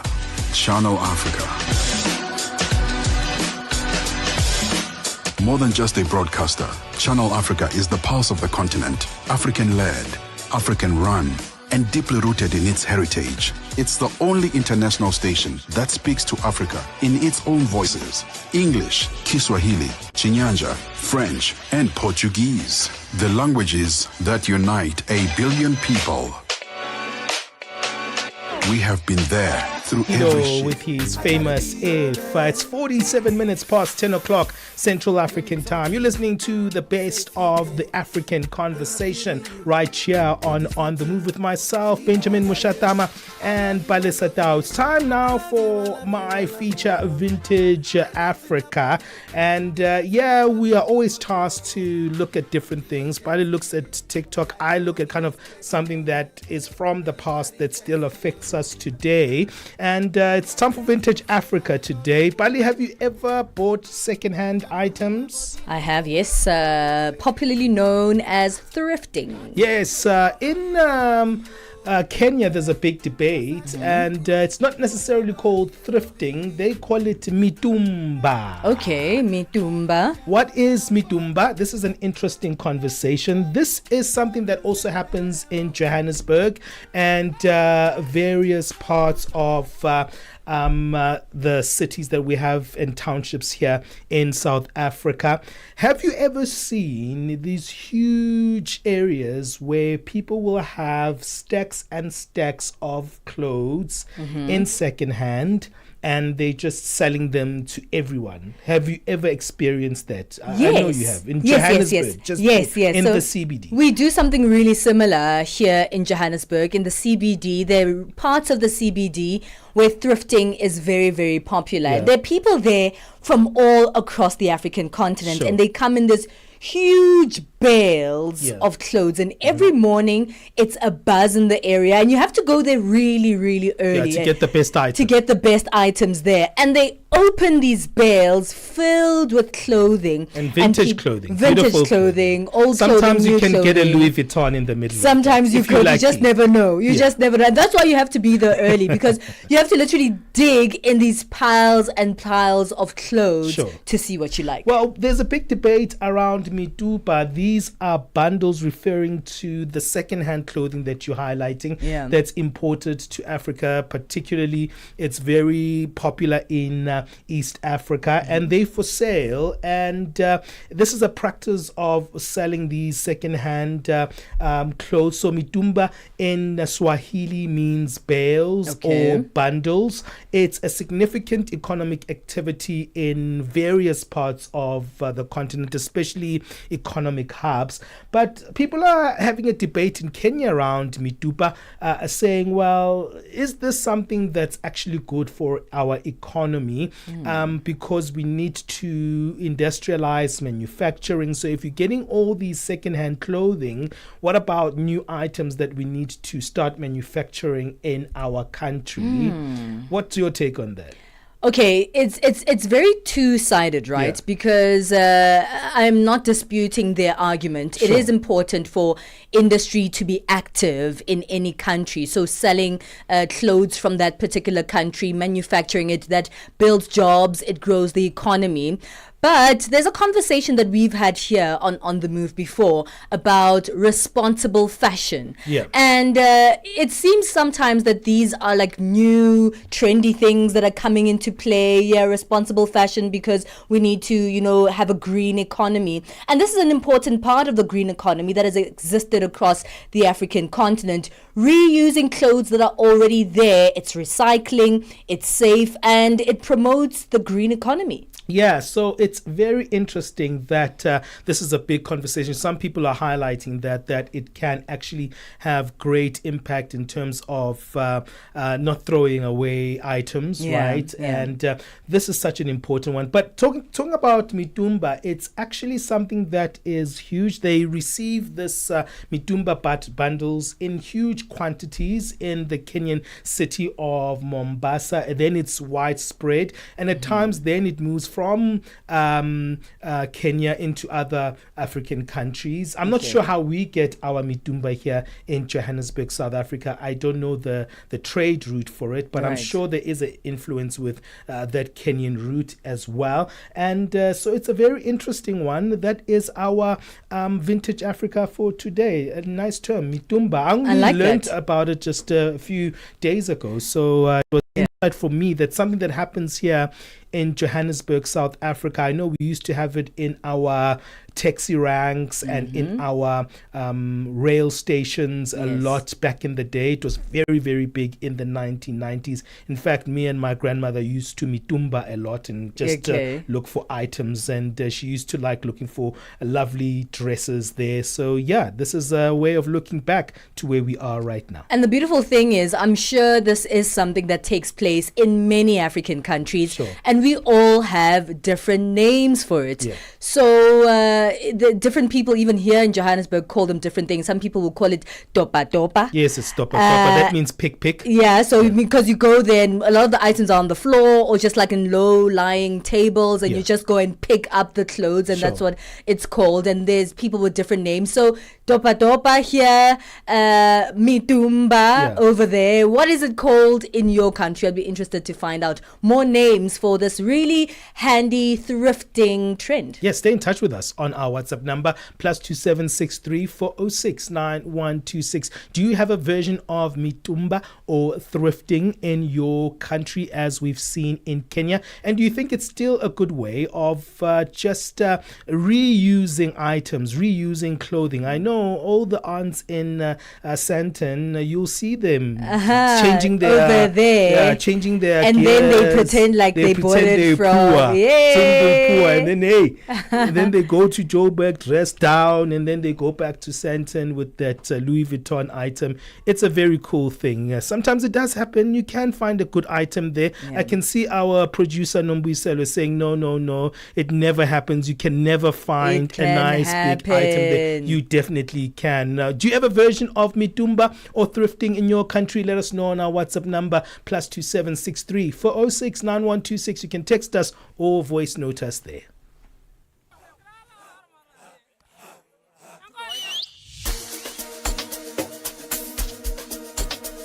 Every milestone and every triumph. Not just reporting history, but shaping the conversations that define Africa's future. For brands, media planning, and advertisers, Channel Africa is more than just a platform. It's an opportunity. With 25 compelling shows covering current affairs, sports, business, music, and lifestyle, we deliver an engaging Pan-African audience ready to connect, invest, and act. Multi-award winning, internationally recognized, digitally accessible across the globe. When Africa speaks, the world listens, and Channel Africa makes sure of it. For business, for culture, for Africa, partner with Channel Africa, because Africa's voice is the future. Africa is a story. A living, breathing, ever-evolving masterpiece. And for over 5 decades now, one voice has told it like no other. Channel Africa.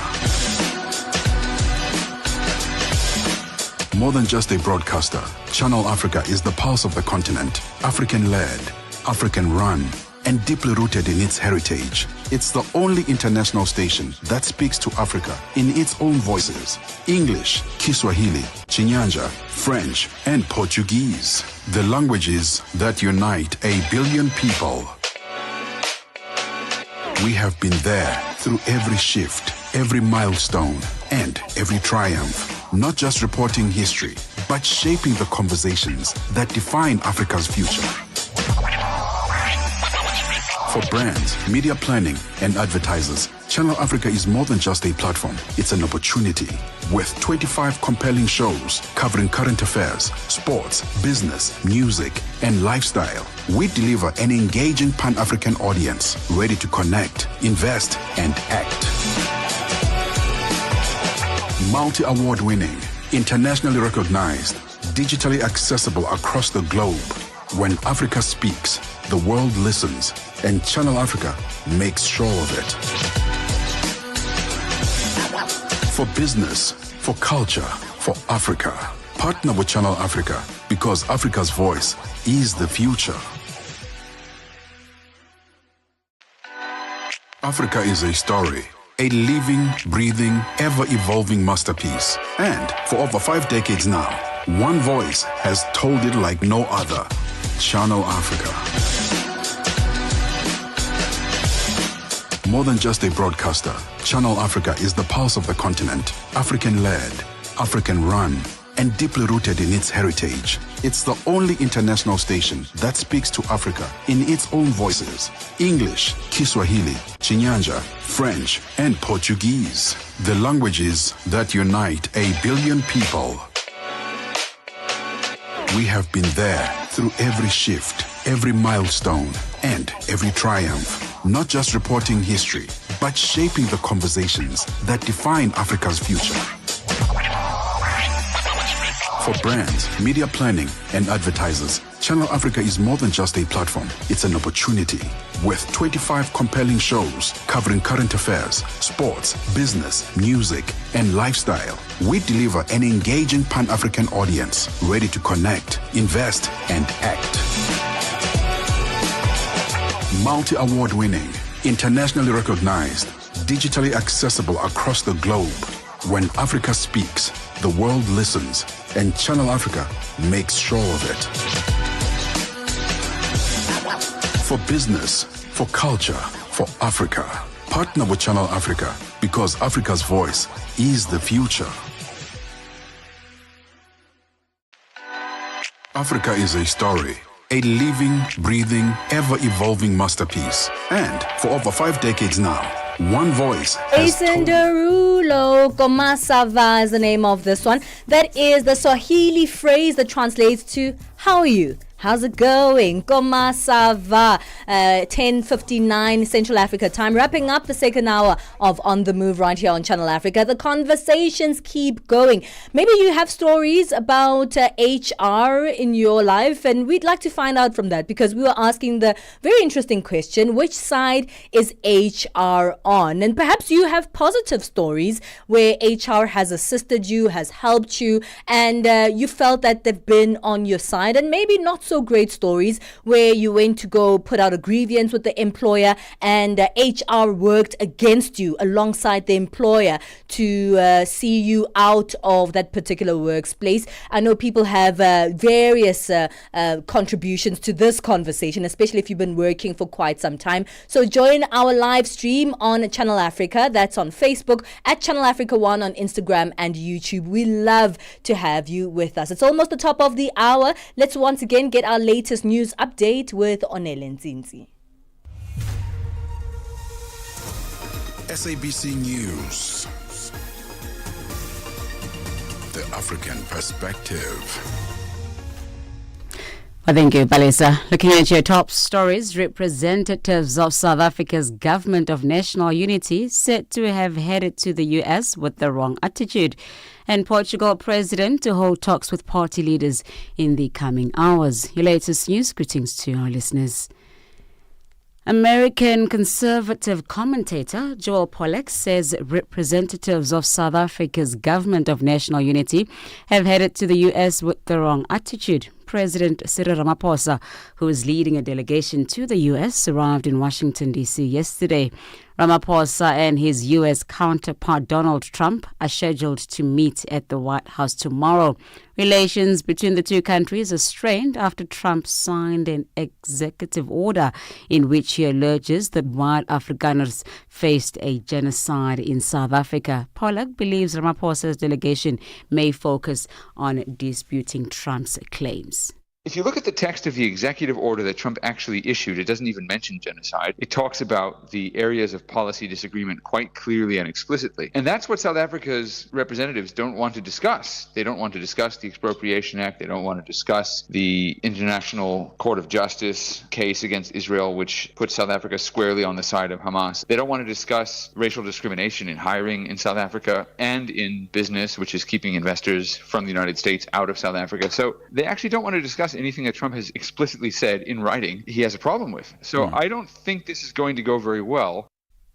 Meanwhile, the spokesperson for South Africa's President Vincent Magwenya says President Cyril Ramaphosa is highly enthused, prepared for this moment and looking forward to meeting U.S. President Donald Trump at the White House tomorrow. Sean Bryce Peace explains. President Ramaphosa was expected to receive a comprehensive briefing from various ministers, including Ronald Lamola of International Relations, who was expected to arrive in the USA directly from bilateral meetings in France and the Netherlands. While there are a number of vexing issues, including the Afrikaner refugee matter, the delegation is laser-focused on moving the economic relationship forward, either within the AGOA framework or ironing out the beginnings of a fresh bilateral agreement in the context of the well-established transactional nature current occupant in the White House prefers. Trade, Industry and Competition Minister Parks Tau is expected to be central to those discussions as well.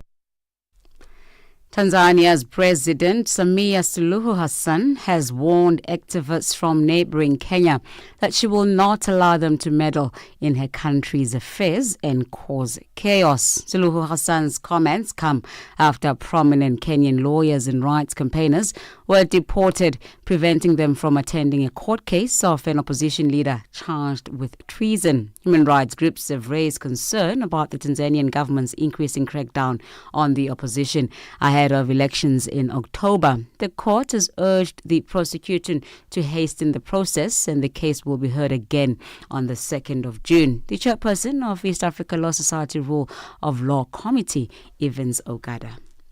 What is telling about the recent incidences is that these particular Kenyan citizens were not told what they did, which raises fundamental concerns about Tanzania's commitment to observing treaty obligations. These citizens were not told what they did. Certainly, there's nothing that has been given publicly as to why they were thought to be, quote unquote, security or national security risks. At least 58 unidentified corpses have been found in a hospital in Libya's capital, Tripoli, that was under the control of a militia whose leader, Chief Abdul Ghani Kirkli, was killed last week. The corpses were found in a morgue refrigerator in Abu Salem Accident Hospital, following a report from the hospital. The corpses found on Monday are the second set of unidentified remains discovered in recent days. An investigation is underway to establish the identities of the deceased. Lastly, Portugal's president will begin holding talks with party leaders in the coming hours. This after none of them managed to win a majority in Sunday's parliamentary elections. The BBC's Alison Roberts.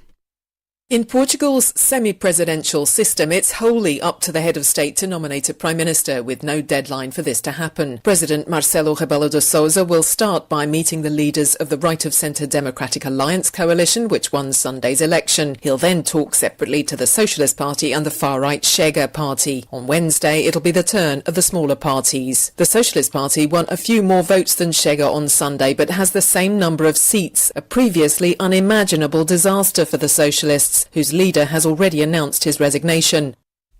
Now, recapping on your top stories, American conservative commentator Joel Pollack says representatives of South Africa's government of national unity have headed to the U.S. with the wrong attitude. President Cyril Ramaphosa and his U.S. counterpart Donald Trump are scheduled to meet at the White House tomorrow.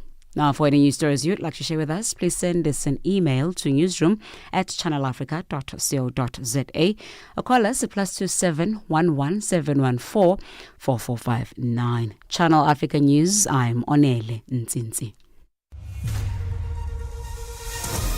SABC News. The African Perspective.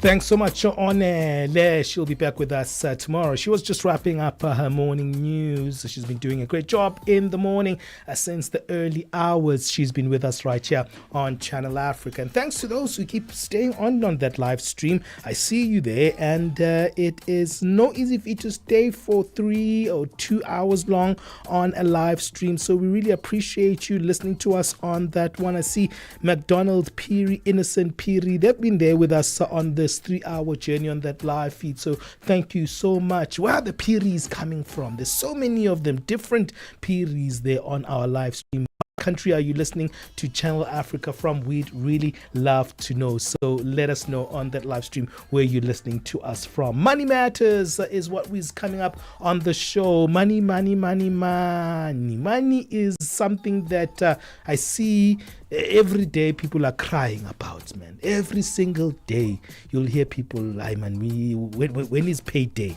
Yeah, we're at that week we call it a Mampara week here in South Africa. That's when you're waiting for month end and things are just dwindling. Things are a little bit dodgy. You don't know how you're going to survive until the end of it. So that's our Money Matters feature, rather. That's where we look at money issues. Money issues are the things that we avoid. We don't talk to each other about, whether as couples, whether as family or friends. We don't talk to our children about money, but this is a feature where we try to change that thing. And just to break down that stereotype of money. And today we're speaking about a very important one, and we're not trying to mislead you. Generally, debt is bad for you. I want to use that as a premise. Generally, when you think about debt, you have to think twice. And you have to think, okay, how is this debt going to actually improve my life? And am I going to be able to pay back this debt? And is this debt a debt that I can actually afford over the long term? And those are the questions that you have to consider when you are actually taking out debt. And we are not using this conversation to ask people to be irresponsible when taking debt. But we're asking a separate conversation now in terms of asking, is there anything such as healthy debt that actually is good for you, that you can actually use in a great way that's going to actually make your life better? And we're talking about debt that you can actually pay back here. We're talking about debt that you can actually be able to manage in the long term, and it can actually make a huge difference in your life. And that's what we'll have on our Money Matters feature today. We're going to be speaking to Caroline Mawisa, founder of Master Your Finances, a global personal finance consultancy aimed at the African professional. Caroline will join us on the line for this conversation. And yeah, man, I see you, Mbalaka, Zoimbamba. I see McDonald Piri, Erica Songo. You guys are coming back on that live stream. Welcome back on the live stream. Debt is a big, scary word. And if you've had any relationships with it, you know that, hey, maybe you might be thinking, I need to stay away from that at all costs. But it could actually help you. Let's find out how in this hour of the show. Join our live stream like those that Ben has mentioned, who are there on our live stream. Thank you so much for being a part of the Channel Africa family.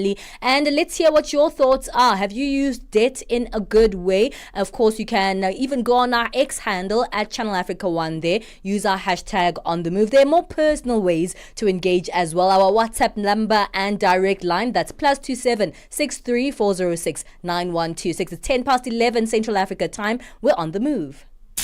Ritmos e cultura com o embaixador da música africana e lusófona, Jacob Wakantivani.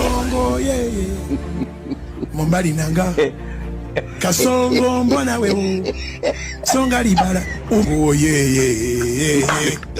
mbona wewe mombali nanga sentido tanto a sua falta e do ritmos de cultura onde você esteve, meu querido embaixador. É 2025 e o embaixador da música africana e lusófona, Jacob Wakantivani, traz todas as entrevistas com os músicos africanos e lusófonos para a melhor dança, entrevistas e entretenimento. Não perca! Todos os domingos, das 20 às 21 horas de Johannesburg, aqui no Canal África, a perspectiva africana. Hashtag on the move and connect with us. All right, it's 11 minutes past 11 o'clock Central African time. Let's get into our Money Matters feature. When you hear the word debt, you're probably thinking, oh no, I've got so much of it. I don't even know how to deal with it. Then this conversation is not for you. This one is not for you.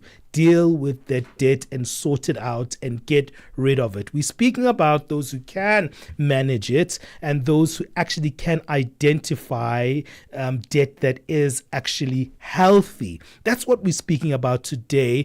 Good debt.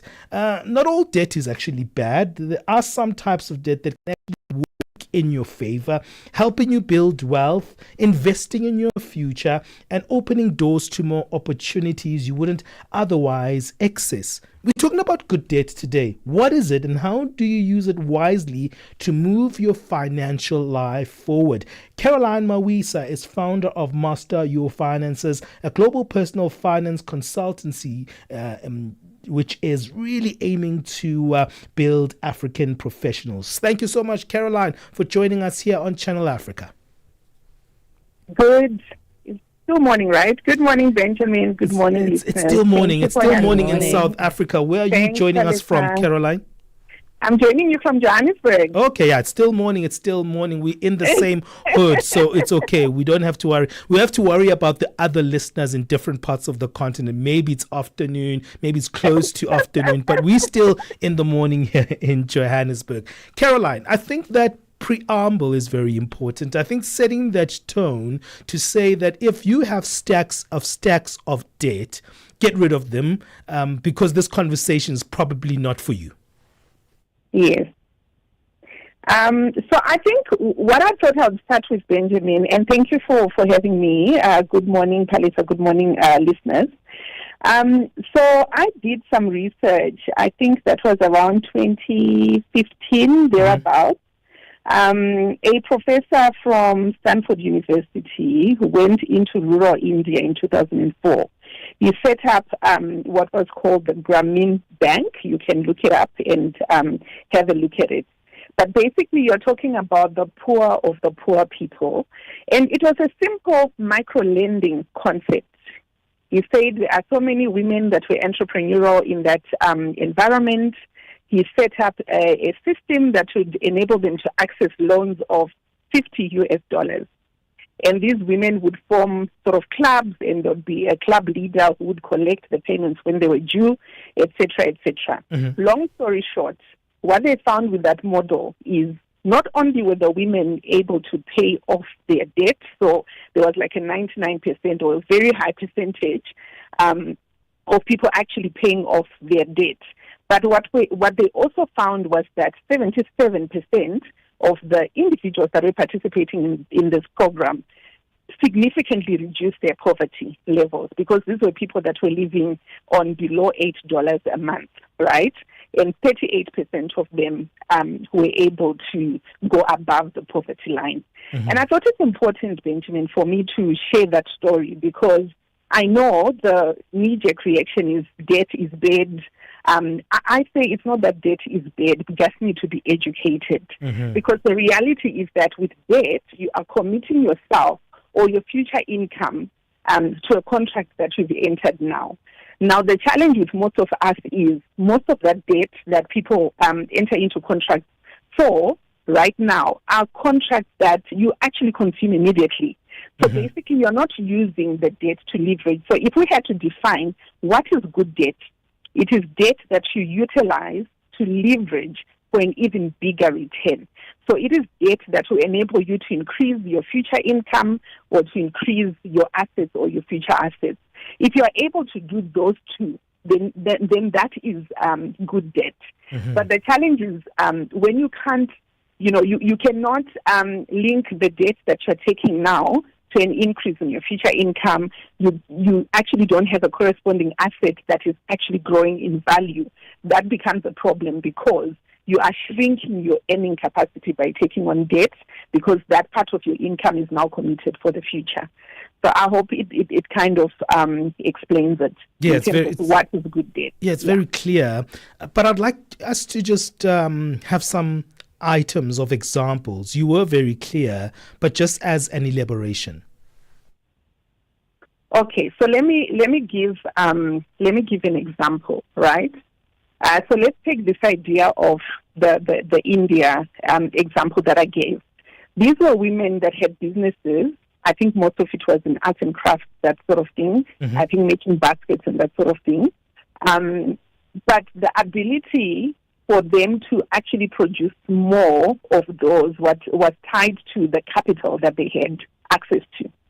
So mm-hmm. if they had to work off of their own pockets, let's say the person can only do one basket a day and the profit on the one basket is like 10 Rand, for argument's sake. But now you have this cash injection, you have this $50, it enables you to produce not one, but maybe 10 per week or 100 per week. Can you see how suddenly the profit you are making 10 cents per day, you've now multiplied that by 100.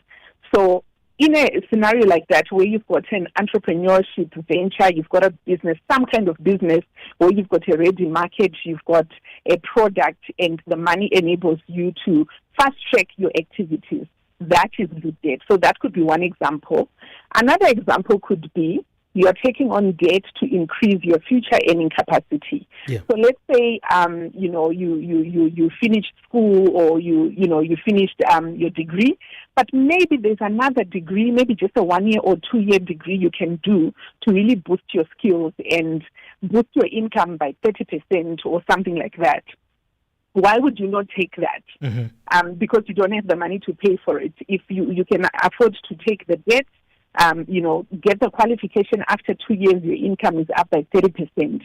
You've actually bought yourself years in income, because had you stayed at the level that you were at, you would not have been able to actually command that higher income.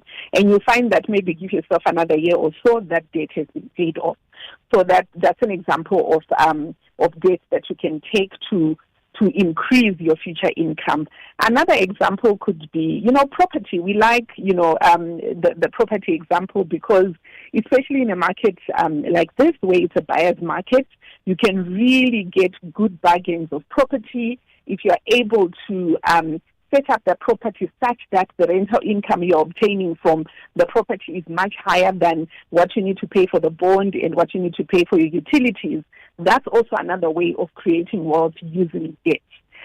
So those would be some of the examples that I can cite. But it's a principle thing, right? Yeah. To say, if I look at it over time, I take let's say I take a loan of 100,000. Yeah. I have to pay it off over 5 years. Over 5 years, if I work out the interest, let's say for argument's sake, it's another 20,000. So after 5 years, I've actually spent 120,000. Mm-hmm. If I apply that 100,000 to something that's going to give me 150,000, 200,000 after 5 years, that is good debt, because I'm working with time, I'm working with this debt, I'm using it to transform my situation, whether it's my income, it's my assets, it's my businesses, to enable me to generate more income in the future. So that is good debt.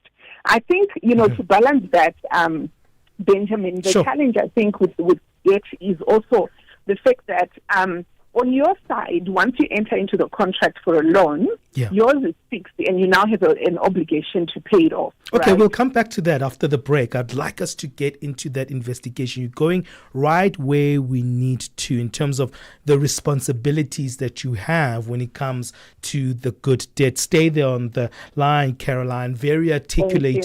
Thank you for breaking it down in layman's term, because we're understanding what you are saying, and you're very clear in how you've distinguished this good debt. We're speaking to Caroline Mawisa, founder of Master Your Finances. We'll come back and continue the conversation after this break. This is our Money Matters feature.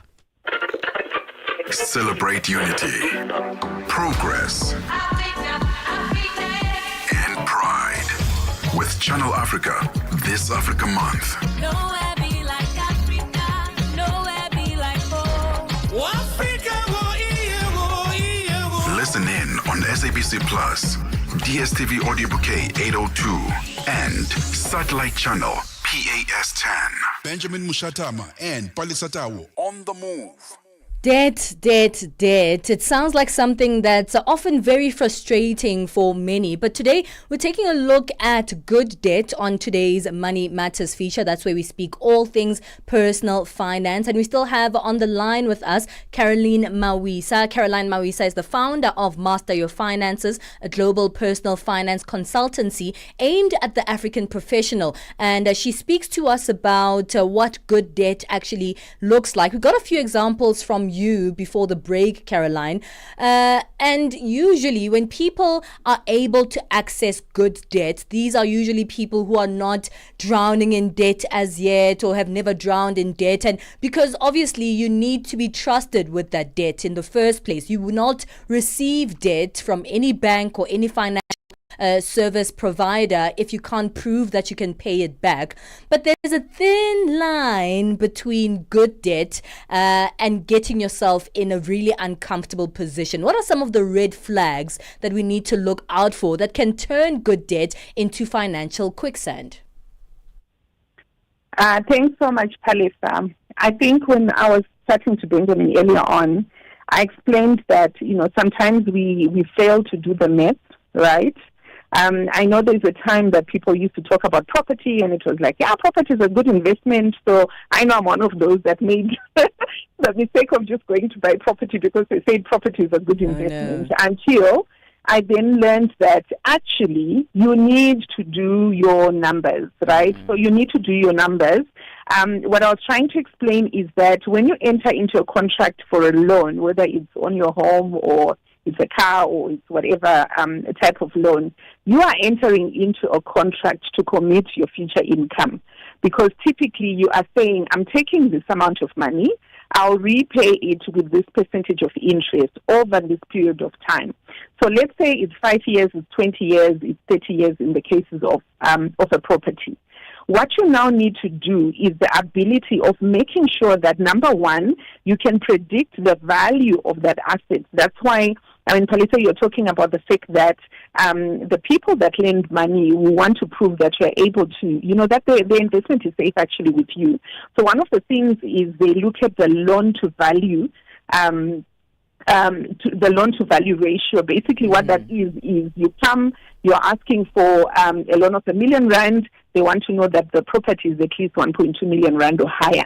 Then they want to bet their, they want to hedge their bets. Should something happen because we're relying on your salary income, you're not able to pay off that debt, then at least I've got an asset I can go and sell, right? So the same process, I talk about becoming your own banker. So the same process that bankers go through in deciding whether to lend you money or not is the same process as a person borrowing you need to go through. So one of those things you can check is the loan to value. Is there a buffer between the amount I'm borrowing and the value of this asset? And what's likely going to happen to the asset that will either increase its value or decrease its value? So that is important. Ideally, you want to borrow R1 million today, and you know that this asset is worth, let's say, 1.2 million rand. In another 5 years, it's going to be worth 1.5 or above, right? Then you are reducing the debt that you owe, and you're keeping a big distance between the value and the loan that you're borrowing. One of the red flags is where you can see that the value of your asset is coming very close to the loan that's outstanding. That for me is a red flag, because you're not giving yourself enough room. The other red flag becomes something around the actual interest rate that you're paying. I know, like before, around about COVID, etc., interest rates were much, much lower, right? And that gives you the sense that, I can afford this, I can afford that. But should interest rates increase, right, you always have to work with at least 2 or 3% higher to ask yourself, can you actually afford to repay this thing? I know in our lifetime, maybe it was 20, 25 years ago or so, our interest rates got as high as about 24%, if I remember correctly. So the fact that our interest rate is 10%, 11% now, should not give us the comfort that it's going to be like that forever. Interest rates can increase.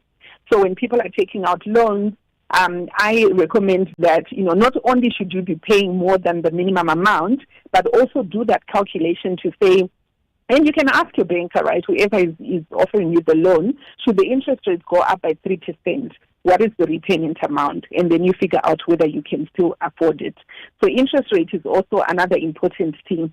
And the period that you're paying off the loan is something that's quite important, because I've come across a lot of people I've coached, Palesa, who say, no, but I've been paying off this, this debt for the past 5 years, but I borrowed this amount, it's still stuck there. I'm like, because people don't understand that when you're borrowing money, there's a rental that you pay for using someone's money, because you're basically going to the bank and saying, please, can I have this R1 million now so that I can go and buy a house so that I don't have to pay rent and I can live in the house. So the rent that the bank is charging you is called interest. And sometimes when that interest amount is very close to sort of your repayment amount that you're making, you find that you're actually not making a dent in your debt. Your debt remains, at that high level, though you've been paying for all these years. So those are all things that people need to, they need to look at, in terms of from the loan itself. How are the numbers? Do they actually make sense? And then from the stability of your own income, does it make sense? And if you're going to borrow for a business or, for investment property, make sure that the numbers also make sense, that property can stand on its own, it won't rely on your income from other sources again for it to stand. So you want to enter into deals that will give you cash flow in the shortest amount of time. Yeah. So I think those are some of the things that are important to look out for. I love that. And it really does take, I think, a lot of strategy to use good debt. And as you said, you need to do your research and you need to assure that you're making a solid financial decision when using this kind of debt. How can the average person use good debt to build a solid financial future, especially without falling into the trap of over leveraging? We have around 2 minutes left, Caroline. So I think the most important thing I always say, Palesa, your two biggest instruments you have to build wealth is your income and your assets, right? So whatever transaction you're entering into, just ask yourself, what does this do to my income? What does this do to my assets? If you find that whatever structure you've entered into helps you to increase your income, I think that's good debt. If you find that you're increasing your asset base, that I also think that's good debt. But I think there's also playing it safe in terms of the percentages. So you don't want to say maybe your total assets are $1 million and you've got $1 million in debt. I think that's quite risky. You want to leave that buffer that we spoke about. So making sure that your debt to asset ratio is within appetite, and it's maybe something like, less than 50%, if I can say, just to give guidelines. And then you've got enough buffer to be able to pay off whatever commitments you have from those debts, even if, your income has a bit of a dip.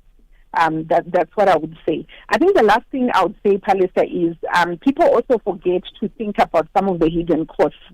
So we just look at the cost of the bond, the repayment, but you forget that there are levies, there are insurances, the cost of maintenance, all of those things.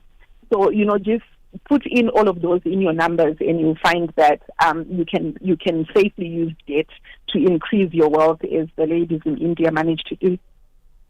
Well, thank you so much, Caroline. It's always a pleasure to chat to you. Where can we go to find out more about Master Your Finances and to find you? Thank you, Palesa. I have a website, www.masteryourfinances.net, and I'm also available on LinkedIn as Caroline Marwisa. That's the founder of Master Your Finances, a global personal finance consultancy aimed at the African professional. Her name is Caroline Marwisa, helping us to understand good debt. It's 11:30 Central Africa time. We have Musibudi Makura back with our latest sports. Sports on Channel Africa. The African perspective. Thank you, Palesa. Very good morning once again from the sports desk. Now, Premier League champions Liverpool twice led a lead slip. This is Brighton Hove Albion fought back and down to gain a victory that boosts their slim hopes of securing European football next season. So substitute Jack Hishelwood proved to be the match winner as he made an instant impact and also headed in Matt O'Reilly's cross in the 85th minute, with the goal also given following a check by the video assistant referee after it was originally ruled offside. Now, the Reds led 1-0 and then 2-1 at the stroke of half-time before the Seagulls recovered well to move 8th on the log table, 3 points above Brentford. The Seagulls travel to Tottenham Hotspur this coming Sunday for the final day of the season, and the team that finishes 8th may just qualify for the UEFA Conference League. However, for that to happen, Chelsea would need to beat Real Betis in the 2025 final on Wednesday, the 28th of May, and then finish 7th on the Premier League standings, or at least 6th, as long as Newcastle then come out in 7th position. On a slot side, meanwhile, won the title 4 games to spare, but have now picked just only 2 points since winning the Premier League just a few weeks back. And they also become the first side in the Premier League era to not win any of their next 3 matches in the same campaign this after becoming champions. On the continent now, Morocco's under-20 coach Mohamed Wabi says he's struggling to come to terms with his side's 1-0 defeat to South Africa in the final of the Total Energies CAF Under-20 Africa Cup of Nations tournament in Egypt, insisting that the Atlas Cubs were the dominant side and deserved more. Now, the North Africans fell to a second-half strike from Khomole Mokekana at the Cairo International Stadium on Sunday, bringing an end to their unbeaten run 1, as well as dashing the hopes of the Moroccan side of clinching a rare continental treble across age categories. Now, Morocco were bidding to add the under-20 crown to the under-17 title secured in Algeria just last month, as well as the under-23 championship won just last year.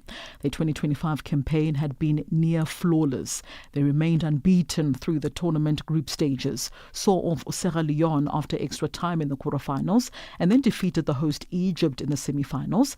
But despite enjoying long spells of control as well as creating multiple scoring opportunities against South Africa, they were unable to undo the moment of brilliance from Kekana in the 70th minute, whose long-range effort flew into the top corner past Moroccan keeper Ismail Lamani. The coach of the side, however, refused to criticize the players following that defeat to South Africa. Meanwhile, Amajita captain Patrick Utata says it's a special moment to be the captain of this South African under-20 team after winning the AFCON tournament. The player, who has been leading the team since Mozambique when they won the COSAFA under-20 championship last year, has surpassed past generations who fell short. The Cape Town City midfielder played a key part in the team's trajectory, having often also made an impact off the bench, and says many consider them as underdogs coming into the tournament this year. It's been a very long journey, starting from Mozambique. Coming into this tournament, I think we were definitely the underdogs. People didn't believe in us, but I think that we used that as motivation to get to where we are today. I'd like to thank the technical staff, the medical team, and the players for all the efforts. They did not go unseen, and the coaches. I thank the coach personally for giving me the responsibility to lead the group. Meanwhile, with all the attention now switching to the FIFA Under-20 World Cup in Chile in September, where Amajita will compete for the very first time as African champions, the head coach of the side, Raymond Mdaka, says 80% of his team is part of the current squad. Yeah, I think about 80% of the team will be the same. If you check into our team list, we had about only 20 players after we lost the injury, the captain because of an injury, and we also have some players that we could not get because of the league issues at home, but it was something that we were sharing and discussing with them. Therefore, going to Chile, I think there are 4 or 5 players that will be included. Just to also confirm that the team has already touched down at the OR Tambo International Airport back home as African champions. And finally, Scottie Scheffler is favoured to knock off the third leg of his quest for a career Grand Slam at next month's US Open, fresh from claiming his first trophy at the PGA Championship, which added to Scheffler's pair of Masters green jackets. He was installed as the consensus favourite to win the 2025 US Open tournament. That includes also being offered a plus 350 at DraftKings, where Rory McIlroy has only the second shortest odds at plus 600, followed by Bryson DeChambeau at plus 1,100. Now, Scheffler, Xander Schauffele, as well as John Rahm are both being offered at plus 1,200. The US Open will officially get underway on the 12th of June at the Oakmont Country Club in Palm in Pennsylvania in the USA. That's a wrap from the sports desk at the Sawa for Channel Africa Sport. I am Musibudi Makura. Sports on Channel Africa. The African perspective. Hi there. Do you want to elevate your business and give it a voice in South Africa and Africa as a whole? Well, in that case, let Channel Africa make this a possibility. Channel Africa is willing to advertise your business for as little as 30,000 rands or $1,719.18. To get access to these great rates, send all requests to mokoenata@SABC. That's MOKOENATA@SABC. Channel Africa, the African perspective. Hey, thank you so much to Musibudi for that update. And hey, let's move on to Buntle Headbush for the latest business. Business news on Channel Africa. The African Perspective. Good morning. Our latest business bulletin, Nigeria's independent oil producer, Renaissance Africa Energy, has confirmed that an illegal connection on its Okodia-Rumuwekbe pipeline at Oshika community in the coastal river state caused a spill.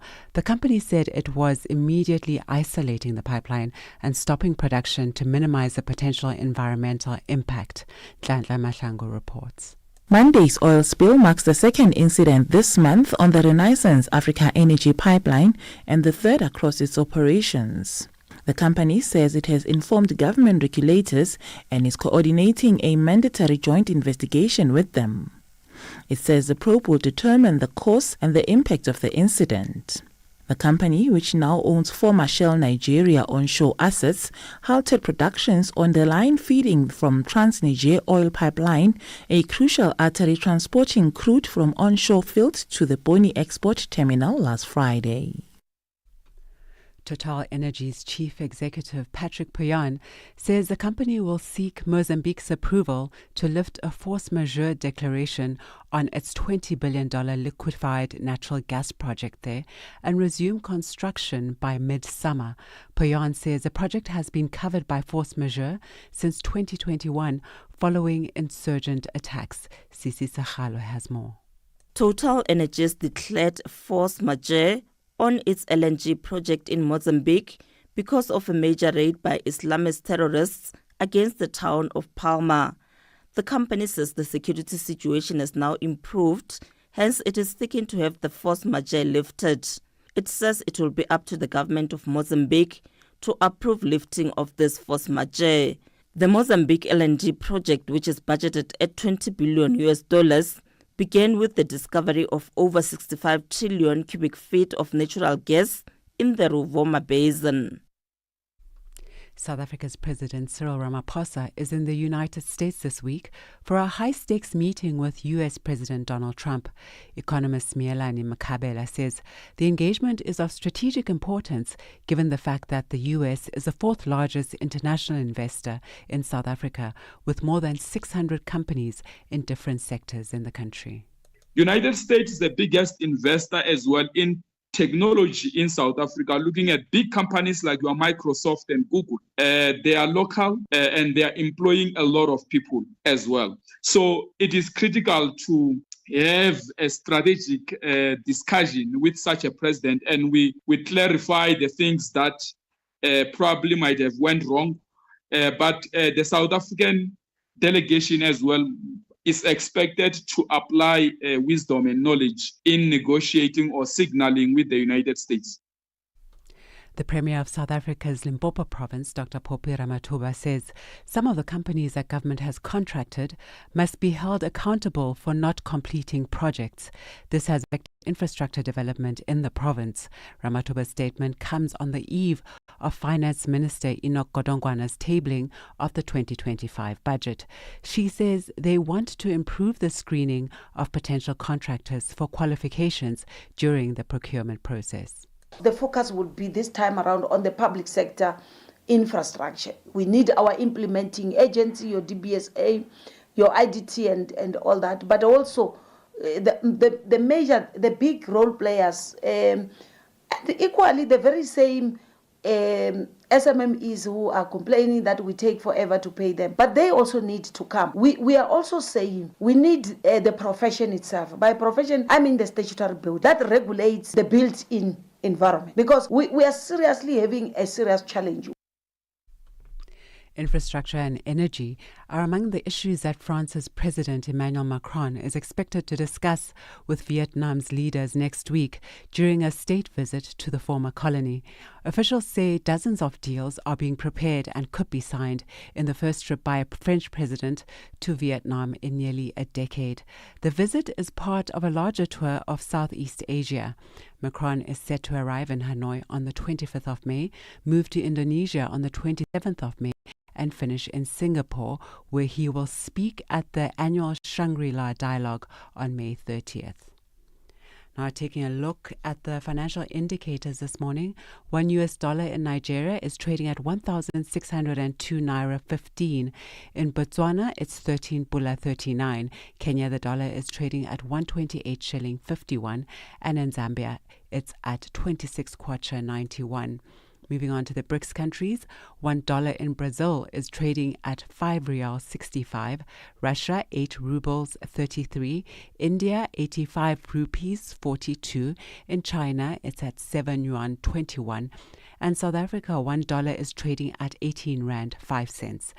$1 is trading at 74 pence to the British pound and 89 to the euro. Looking at commodities, gold is trading at $3,210 and platinum at $998 per ounce, while the price of Brent crude oil is at $65.47 a barrel. And those are your business news this morning. For any business stories you'd like to share with us, please send an email to newsroom@channelafrica.co.za or call us on +27 11 714 4459. For Channel Africa Business, I'm Wendler Hedbush.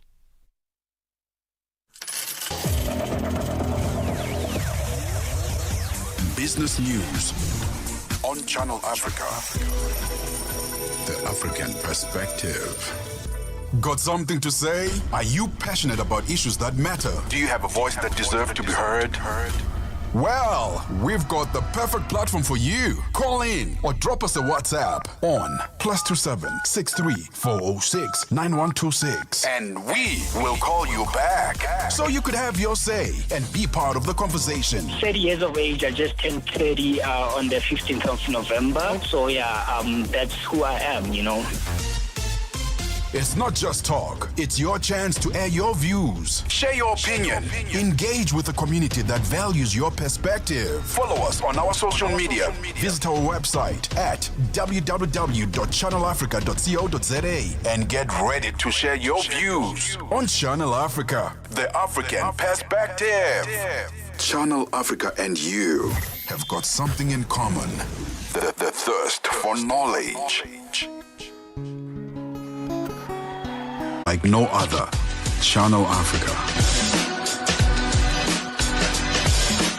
More than just a broadcaster, Channel Africa is the pulse of the continent. African-led, African-run, and deeply rooted in its heritage. It's the only international station that speaks to Africa in its own voices. English, Kiswahili, Chinyanja, French, and Portuguese. The languages that unite 1 billion people.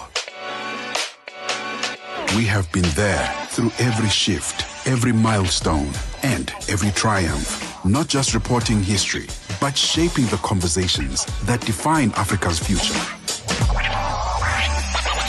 For brands, media planning, and advertisers, Channel Africa is more than just a platform. It's an opportunity. With 25 compelling shows covering current affairs, sports, business, music, and lifestyle, we deliver an engaging Pan-African audience ready to connect, invest, and act. Multi-award winning, internationally recognized, digitally accessible across the globe. When Africa speaks, the world listens, and Channel Africa makes sure of it. For business, for culture, for Africa. Partner with Channel Africa because Africa's voice is the future.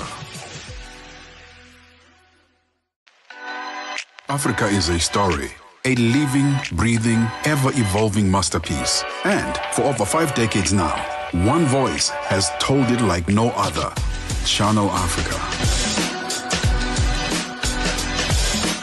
More than just a broadcaster, Channel Africa is the pulse of the continent. African-led, African-run, and deeply rooted in its heritage. It's the only international station that speaks to Africa in its own voices. English, Kiswahili, Chinyanja, French, and Portuguese.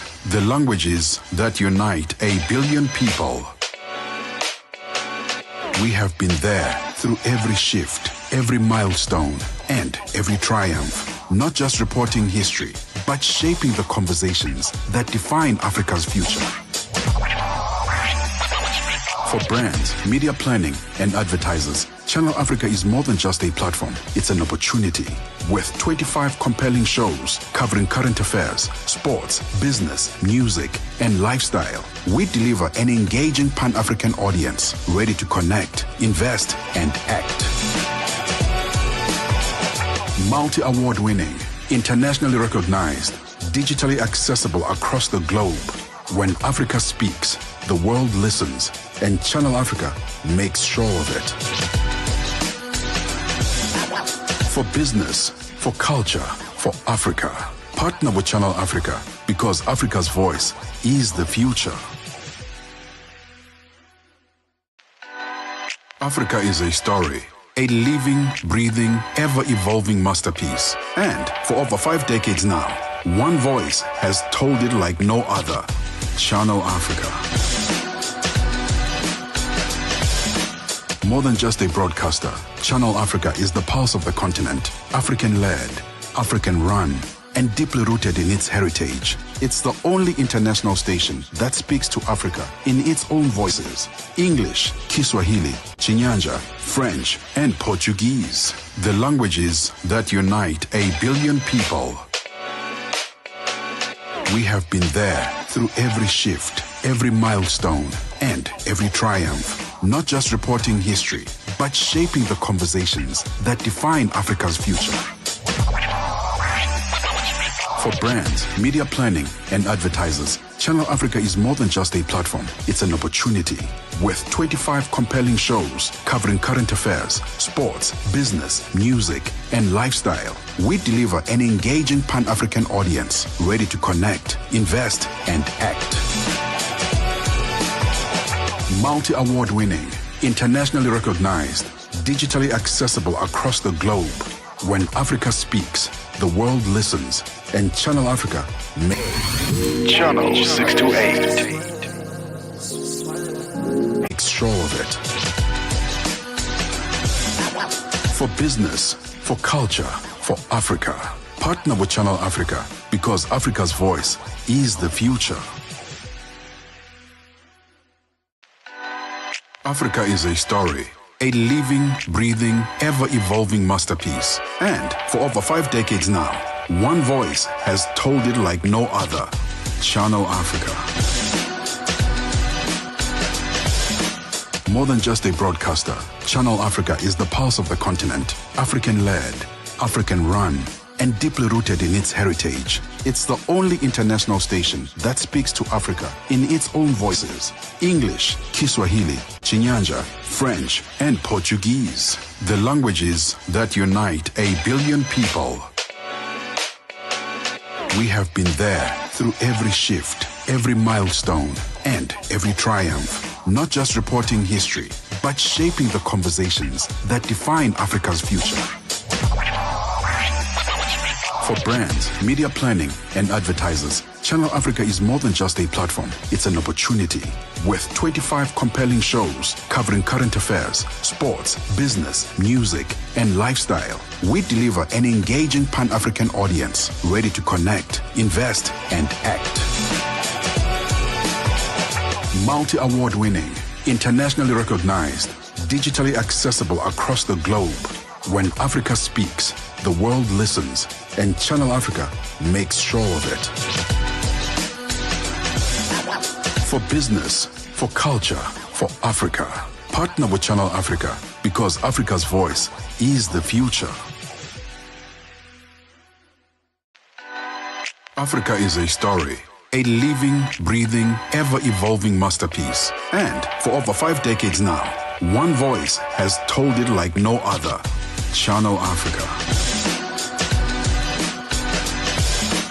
More than just a broadcaster, Channel Africa is the pulse of the continent, African-led, African-run, and deeply rooted in its heritage. It's the only international station that speaks to Africa in its own voices: English, Kiswahili, Chinyanja, French, and Portuguese. The languages that unite 1 billion people. We have been there through every shift, every milestone, and every triumph. Not just reporting history, but shaping the conversations that define Africa's future.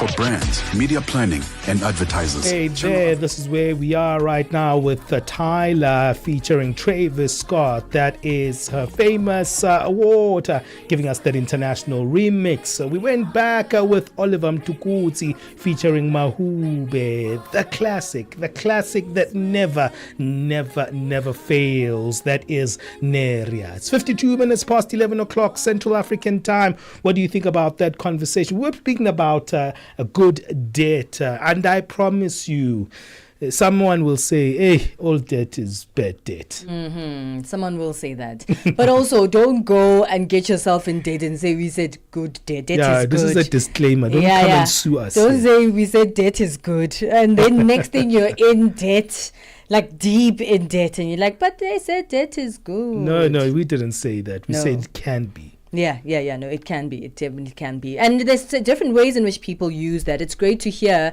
a little bit of advice on our Money Matters feature. That's what we do. It's a personal finance feature. And we're trying to get our personal finances in order and get the right tips from the right people. That's very important. Yes. The right tips from the right people. No, we don't source not our Ben people and I, from TikTok. Not Ben and I, but the experts. It's not TikTok people, these ones that we're dealing with here. It's not the people that Bali's always checking out on TikTok. Come on. I'm joking, man. All right, so we're just gonna go and have a final wrap of some music before we find out what's happening on Lulu Kabu's show.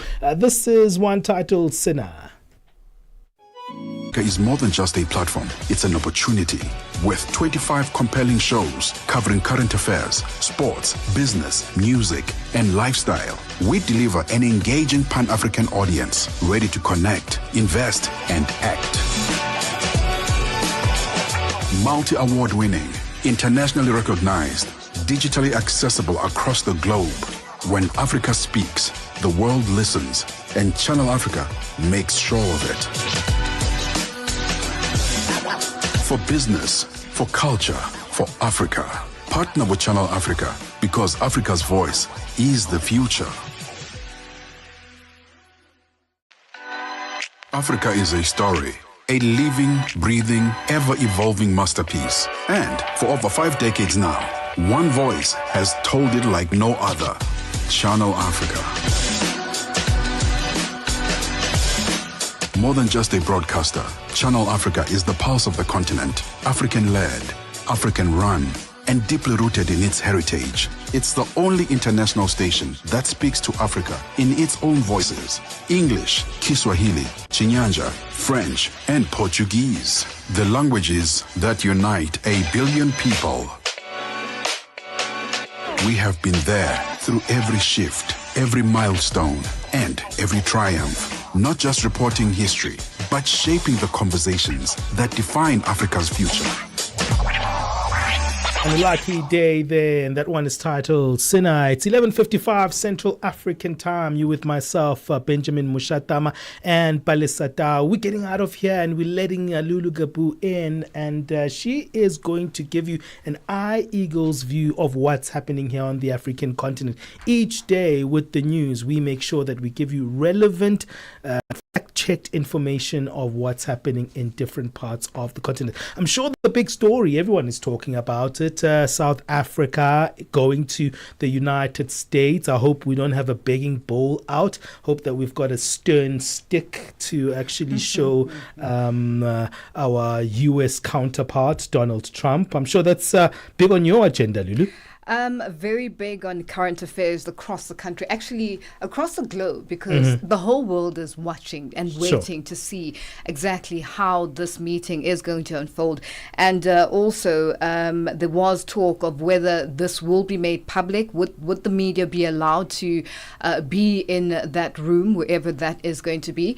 And the question is it going to be the same setup as when Volodymyr Zelensky was there? So a lot expected, and what's funny is some analysts talking about the finance school that Donald Trump went to, as well as Elon Musk, and what one of the mottos of the school is or was the fact that greed is good. So there's a lot that is going to happen. Lulu, you know we are an international radio station. I know. We must be moderate. This is a school. No. This is a proper finance transformed in the US, one of the US districts, and this is one of their motors. So I found that very interesting. That's so funny. we're waiting to see how this one is going to unfold.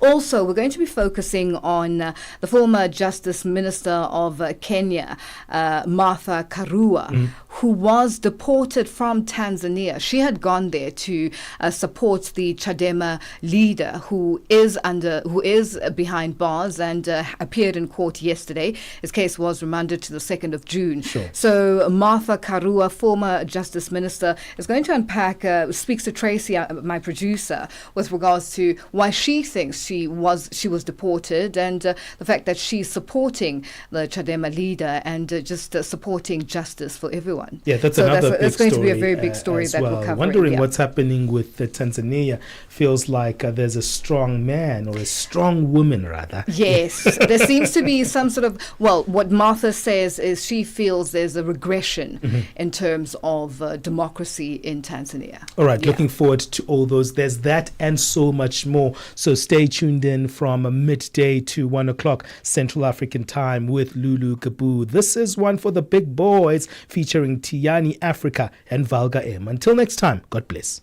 Brands, media planning, and advertisers. Channel Africa is more than just a platform. It's an opportunity. With 25 compelling shows covering current affairs, sports, business, music, and lifestyle, we deliver an engaging Pan-African audience ready to connect, invest, and act. Multi-award winning, internationally recognized, digitally accessible across the globe. When Africa speaks, the world listens, and Channel Africa makes sure of it. For business, for culture, for Africa, partner with Channel Africa because Africa's voice is the future.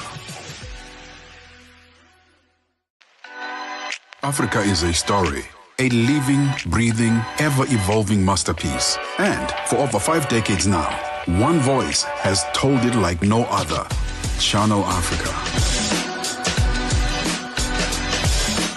More than just a broadcaster, Channel Africa is the pulse of the continent, African-led, African-run, and deeply rooted in its heritage. It's the only international station that speaks to Africa in its own voices: English, Kiswahili, Chinyanja, French, and Portuguese. The languages that unite 1 billion people. We have been there through every shift, every milestone, and every triumph. Not just reporting history, but shaping the conversations that define Africa's future. For brands, media planning, and advertisers, Channel Africa is more than just a platform. It's an opportunity. With 25 compelling shows covering current affairs, sports, business, music, and lifestyle, we deliver an engaging Pan-African audience ready to connect, invest, and act. Multi-award winning, internationally recognized. In South Africa on Channel Africa Radio from an African perspective. I'm Lulu Gabu. I'm in studio with Jalani Tulongwepe, Figileli Ngwati, and Nosipo Zuma. Coming up in this hour. The supervisor who came to announce it to us, she said the orders have come from above, and she said she was not told of any reason, so she cannot. We have to ask higher than her. And Chad's former Prime Minister Success Masra arrested and accused of spreading hate messages on social media. But first, the news with Jolani Tulongwepe and our sports headlines with Figileni Mwati. SABC News. The African Perspective. Thank you, Lulu. Good day. American conservative commentator Joel Pollack says representatives of South Africa's Government of National Unity have headed to the US with the wrong attitude. President Cyril Ramaphosa, who is leading a delegation to the US, arrived in Washington, D.C. yesterday. Ramaphosa and his US counterpart Donald Trump are scheduled to meet at the White House tomorrow. Relations between the two countries are strained after Trump signed an executive order in which he alleged that white Afrikaners faced a genocide in South Africa.